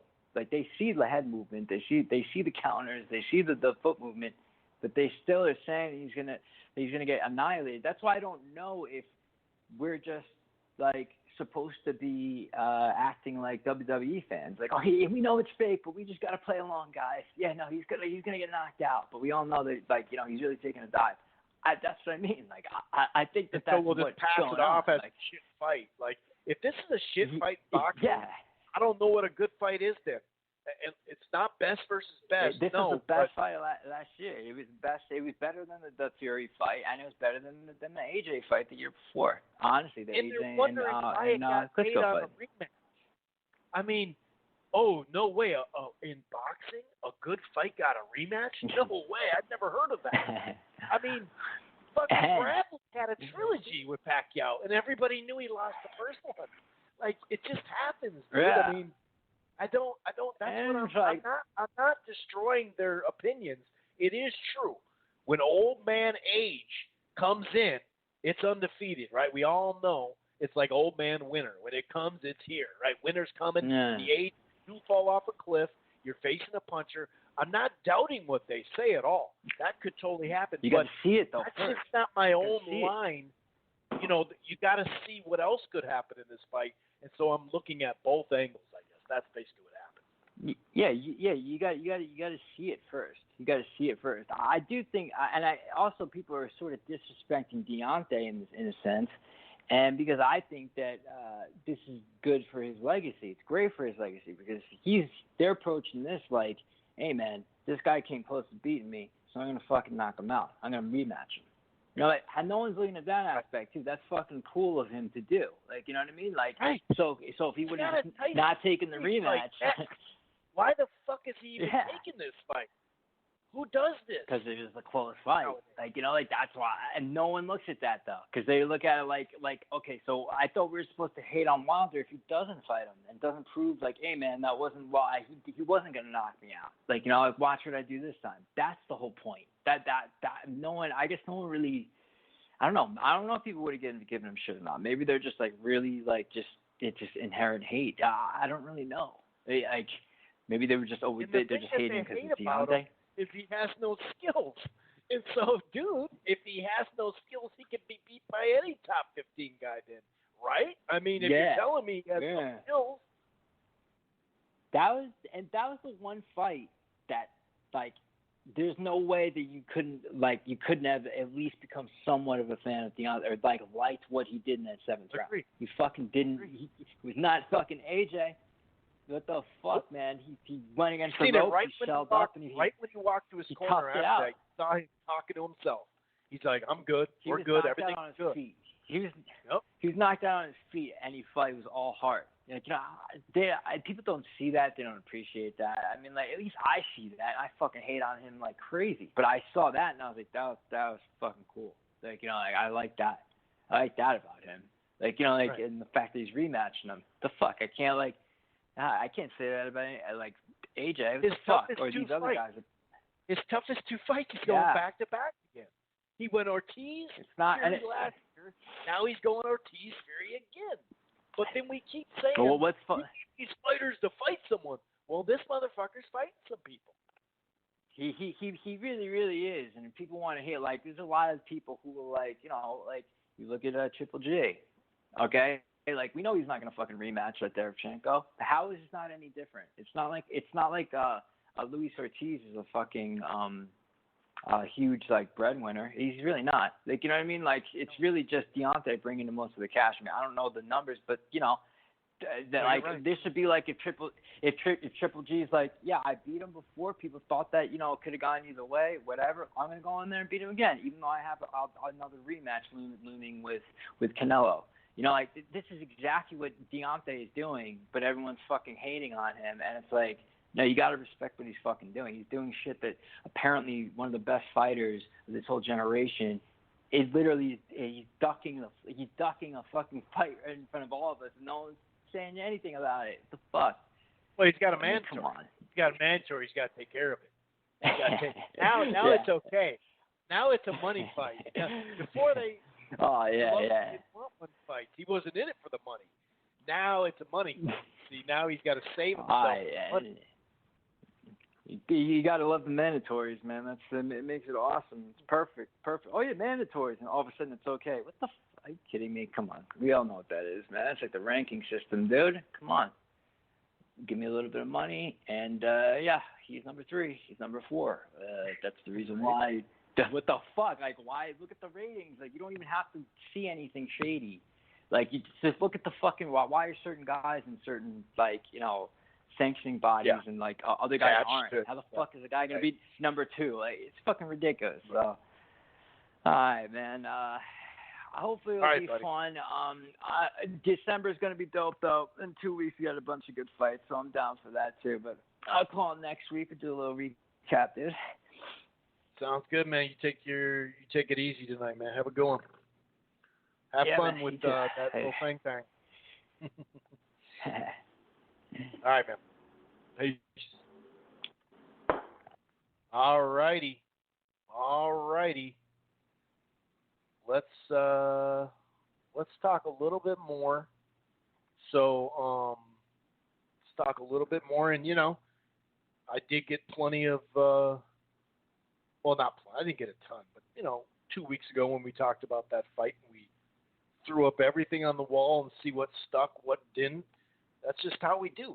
We talk through this shit. We're not going to sit here and, you know, just like this fight. Like I said, I you know, I think it's for a variety of reasons. I just, as far as it being on pay-per-view, that's cool. I understand it. Like, what I'm not going to do is tell you guys what pay-per-view to buy and what not to buy. That's not what I'm here for. That's not what I'm here for. I'm not here to tell you what to buy. You buy what you want to buy. If you haven't streamed a fucking pay-per-view in 10 years, God bless you. You know, for all the people that are destroying this as a pay-per-view, if you don't buy pay-per-view, well, first of all, you probably shouldn't be destroying it because you're not going to pay for a pay-per-view. But at least you've been on the fuck pay-per-view no matter who it is. I respect that. When we talk about this stuff, or when I talk about this stuff, it has nothing to do with those people. It has everything to do with the people that, you know, go on Twitter and all of a sudden bring up a certain amount of money per year they got to spend to watch these pay-per-views. First of all, you don't have to. You know you can stream the shit. And I just don't remember all these media members and part-time media members coming up with all these math equations, or not equations, but, you know, having these posts saying, man, to be a PBC fan, it cost me this. I never heard about that on HBO too much. Now, when a pay-per-view like Liam Smith and Canelo comes by, I'm passing on it. There are options for people that live in the city and suburbs and surrounding areas. It's called the movie theater. It's in over 150 movie theaters. Spend $22 at a movie theater, $25 at a movie theater. That's an option too. Nobody brings that up. They only bring up, this is what it's costing me to follow the PBC. I never heard waves and waves and waves of that. This is what it's costing me for HBO. You know, there are, you know, Do what you want. I look at a pay-per-view fight. Like I said, I'm not going to tell you how to spend your money, okay? I'm not going to do that. What we do here at Rope-A-Dope is we break it down the same formula. It's been a formula the whole time. Just like on a normal card, if there's a stay busy name, like let's say there's a name, Thurman against Jose Cito Lopez, right? A stay busy fight. Well, you better hook up the undercard then. You got to give us an undercard, right? So when it comes to this fight, what do I look for in a main event every single time out as far as a worthy pay-per-view that I deem worthy? Okay, what do I look? I look, all right, do we have a top 5 matchup? Are these two guys top-tier guys? And I say, let's look at the last decade of pay-per-views. That's what I'm comparing it to. What have we already been getting for the last decade, right? There was somebody on Twitter the other day said, I have to have cable to watch FS1 fights. And, and this guy was my age. And I thought, well, hold on now. They've only streamed live on HBO and Showtime for a handful of years. So what'd you do for the last 15 years before that? To be a boxing fan, you needed cable. You needed cable to be able to get HBO and Showtime. I mean, if you're going to complain about cable, cool. But if you're going to be a boxing fan complaining about cable, what did you do for 15 or 20 years then? And it's longer than that, but I'm just saying the last 15 to 20 years. You had to have cable to have HBO or Showtime because they didn't live stream their fights like they do the last couple of years. So it just throws me off. Like, if you don't like the fight on pay-per-view, don't buy it. Stream it then. Go to the theater. It's a discounted price. You can go to these 4 pay-per-views that Fox done for $100, less than $100. You can watch them all. 16 fights. So I look at, okay, do we have top tier against top tier? Check. We do. These are top tier welterweights. And not even bringing up that it was a fight of the year candidate last year. Okay, now the undercard. This undercard is not as good as the last 2 undercards. It's not. Now, it's not as bad as the Spence Garcia. That was a bad undercard. Even the Pacquiao-Broner, that undercard was very good. I really like that. But this one's in between. Like I said, it's not as bad as Spence Garcia, but it's not as good as these last 2. So then you go, okay, well, let me see, do we have anything on the undercard? Now, on the paper, the Nery Rodriguez fight on paper looks like the best fight on the undercard. However, the Rodriguez thing, we don't know about. A chunk of months ago, if you would have said, hey, Nery and Rodriguez are fighting, I think everyone would have been down for it. People have been, happy to see it. Rodriguez gets knocked out by the monster in his last fight. How is he going to respond? That's the one where I'm like, man, on paper, that could be good, but we don't know if Rodriguez is going to have some effect from that. He got hit to the head, but he also got hit to the body. So maybe it was the body shot that ultimately did it, but he got hit and hurt both top and bottom. Pause. So that's the only thing that holding me back from saying, hey, that's a legit fight, that's an awesome fight, is like, I'm not sure. Now, Ceja against Figueroa, where Brandon Figueroa is basically at a contender level. I don't worry about belts. I worry about where you're at in your career. So when I look at Figueroa, fighting Julio Ceja is a good step for him. It's a good step for him. And Ceja's coming off a fight where he got knocked out, but that was to Rigo. He actually did he knock down Rigo? I don't know. He fought well against Rigo, but Ceja's proven that he can knock people out and get knocked out, and he's bounced back. He's nowhere near his prime, that's for sure. But remember, Figueroa is still a developing fighter, so I like that. The guy has power. I think he's going to lose the fight. I think Figueroa wins, but it's a good step. It's a good step up. I'm not going to sit there and say it's a great fight, but it has potential to be a good style fight, and I think it is a decent step for Figueroa.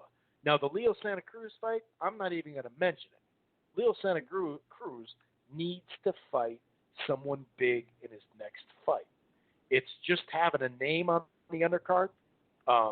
It's kind of like the Jared Hurd under the Wild Fury, That undercard sucked. This undercard is about somewhere in between. But remember, the last 10 years, how many top to bottom undercards have we had? I mean, the Pacquiao-Thurman was solid. The Spence Porter was awesome. That's one of the best, if not the best, pay-per-views I've seen in about a decade, as far as top to bottom, all 4 fights. Had intrigue, had drama, had action, and the main event turned out. So to me, I know that Fox is doing 4 pay-per-views a year. So guess what? They got to put fights on those pay-per-views, right? So then I'm not shocked that they made a Fight of the Year candidate into a rematch on pay-per-view on Fox. I'm just not shocked. I know people are all across the podcast, YouTube, Twitter. I think it's really just to drum up. I don't know what it is. I don't know what's going on. But a lot of this, the same stuff was going on for Spence Porter with that undercard. They were trying to destroy it. And I don't know. I just don't know. Like, I'm not going to deem what's pay-per-view for you. That's not what I'm going to do. That's not what I'm going to do. But if you bought, I've seen people on Twitter say, I bought the Roy Jones B-Hop rematch, and I won't buy this. You got to be out of your fucking – first of all, you bought that pay-per-view? So all the people that bought Chavez against Canelo, so you're not going to buy this one? People that went to Canelo Chavez Jr. aren't going to buy this one on Twitter. It's like, which one is it, dude? Just say you don't like them then, you know? I didn't buy the Liam Smith fight. I didn't buy the Chavez fight. But I've gone to a Canelo fight, and I've pretty much supported him every other fight. I had people pitch in because Canelo's easy to get people to pitch in for that Khan fight. But I did purchase the pay-per-view. But normally now I'm on the theater stuff because it's $20. I hang out with a couple buddies I haven't seen in a while, and it's fun. You meet new people because it's fight fans. It's fun. Now, sometimes I'll have a party. The Wilder Fury 2, I'm not going to be at a theater for that. I'll be at a party or I'll host some people, you know. But to me, like if you think there's too many pay-per-views, I hope you thought when there were 4 and 6 and 8 in the mid-2000s, in 2010, in 2013, like if you bought Pacquiao versus Clottey, if you bought Mayweather versus Guerrero, Mayweather versus Berto, Algieri, Brandon Rios, Jesse Vargas, those were all Pacquiao opponents. Did you buy that? If you did, you love Pacquiao then because you're not looking for a great fight. That's all I'm saying. Like, I look at the last 10 years of what kind of pay-per-views in the main event and on the undercard we've gotten, and these Fox pay-per-views, most of the undercards have been better than what we normally get. And the main events haven't been that bad. I mean, looking back at Spencer Garcia, it was a top 10 pound-for-pound matchup. It didn't turn out like that in the ring, though. Okay, gotcha. The undercard was not good at all. But we knew that going in, to the actual fight, So that's just how I'm breaking it down. I don't like if you don't want to do it, don't do it. Don't buy it. But to sit there and act like you can't figure out why this fight's been made, who was he gonna fight, dude? Like, he wasn't gonna have the rematch until next year. That's just how it went. Sorry, but that is how it went. And same with the ticket sales. Steve Kim's up there saying, Jose Ramirez is a bigger name than Wilder. Wilder can't sell tickets. Okay, well, look at the gates. Don't just look at the tickets. We always got to look at the gates, not the ticket sales. Okay? Just like I broke down, Canelo last week, everybody's saying the sky's falling. Both of them did $8 million at the gate, So I'm not saying Wilder is a guy that can put up $8 million by himself or in general. I'm not saying that at all. But to say he's not a draw compared to who? I asked the question on Twitter, okay, so you're going to say that, the Wilder can't sell anything and blah, blah. Okay. But then when's the last $1 million gate Top Rank and Golden Boy did without Canelo or Pacquiao? Riddle me that. How many in the last 3 or 4 years without Pacquiao, How many just $1 million gates have they done? They've come close. I do believe Crawford and Amir Khan, because the tickets, were priced high. I believe that got to $1 million, but we don't know because New York City all of a sudden has shrunk up what they want to release. That's just kind of ongoing this last year because they don't have to. But before, the promoters would a little bit, at least on the good nights, But that's what I'm saying. And Ramirez, dude, you can't just look at ticket sales. I mean, they've been fleecing that too. The proof is in the pudding. And he had $5 and $10 tickets. I mean, yeah, dude. The average ticket was $14. So yeah, if Wilder, he could do really well if he sold his tickets for $14. Here's the deal: Las Vegas fights and even bigger fights in LA and New York are way overpriced. Okay, what they do is they try to get the chunk of people that got that kind of money to throw down early. Then, as they start to see when the tickets aren't moving anymore, then they drop the shit out of them. I mean, Vegas fights have been dropping for a long, long time. This didn't just start happening with Al Heyman or Wilder. The tickets are obnoxious. So were Kovalev Ward. Those are obnoxious. But go look at the gate number they did. That's unfortunately that's where boxing is. It's not a mainstream sport.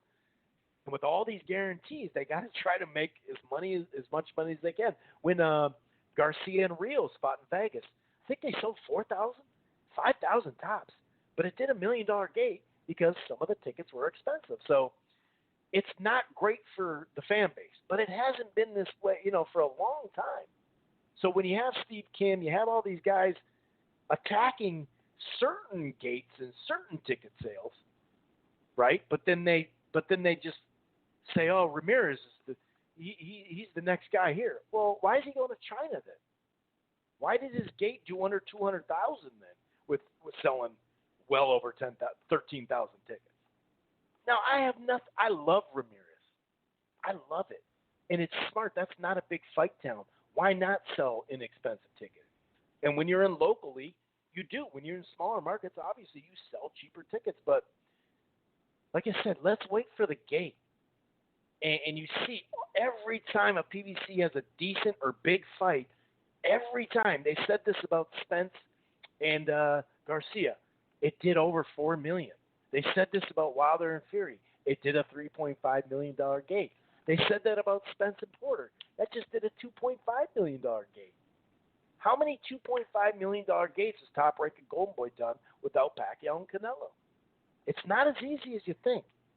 This shit's hard to sell, man. And like I said, I'm not agreeing with their practices to overprice shit. No, I don't like that. I don't like that at all. But it's been this way for a long, long time. So stop acting like it's just one side doing it. They do it more, just like in-house fighting. Remember a couple of years ago, everybody said, "Oh, Top Rank, just in-house fighting." Everybody's going to do in-house fightings if they can. I mean, Bob just said it in an interview today. When I need someone, I'll go someplace else. Only when you need someone. So, anyway, I'm not going to go on too much more of a rant. I just thought that was kind of funny. As far as the Fox stuff, I'm picking Wilder by ninth round, 10th round KO. I do think it'll be a competitive fight while it lasts. I, as a fan, hope Ortiz isn't too old, and hopefully he's in the best shape of his life, but you never know.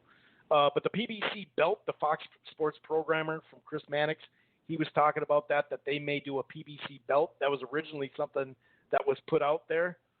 Basically, like if they come to the best welterweight, they'll do a PBC belt. If they do a heavyweight, let's say Ruiz wins, and they get at the end of it and they match Wilder with Ruiz, let's just say, that would be a PBC belt.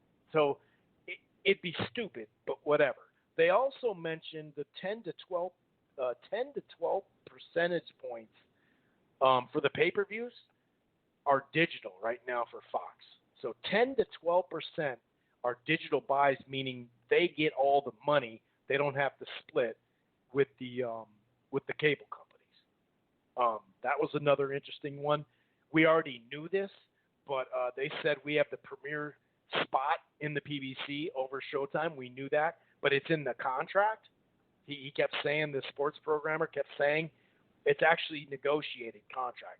We are the premier spot. He said it like 8 times, but we already knew that. Now, we did say some silly stuff about belts and the WBO and all that junk, but the silliest thing he said, we have 99% of boxing's talent, which, you know, is just not true. They have the most depth and the most opponents for their depth, but they don't have 99% of the boxing talent. So, yeah, that kind of I think Neary will win. I do think Figueroa will get a decent test against Ceja. Ceja's a guy that's kind of in danger of tipping on that edge of my punch resistance is finally gone, you know. But like I said, I think it's a decent step for Figueroa. Like I mentioned earlier, Chris Mannix, that was a great, great interview. I just need you to do that with Bob Arum and Eddie Hearn too. I need you, because that was a great interview. The detailed follow-ups, you know, he cornered him a couple times. He you know, he said, you look it up. I'm not going to look up the history of these belts. They all suck. He did a lot of great stuff, and I applaud him, but he needs to do that to everyone, not just Espinoza, DeBella, and this poor dude. This dude who didn't know really what the hell he was talking about. I got Callium Smith over John Ryder as well. I'm just going to ride this out. We literally got seconds left. I think that's about it as far as that goes. Like I said, it's about to shut down, so I'm going to get out of here. Enjoy the fights. If you're looking for a cheaper way to do this thing, trust me on this one. Go to the movie theater. 22, 24, 25, kind of matters where you live. But that's one thing I'm going to say. If you're in between on the pay-per-view, you're like, I'm not sure, dude, but I don't want to rely on a stream or I don't want to watch it on my computer or phone, try the theater just once. See if you like it. That's my message to fans. Not you have to buy this or what do you mean this is shit or, you know, I'm not telling you what to do. I'm just giving you options and telling you what I think. I do not think this is the garbage. Like, literally, people are saying it's a garbage fight.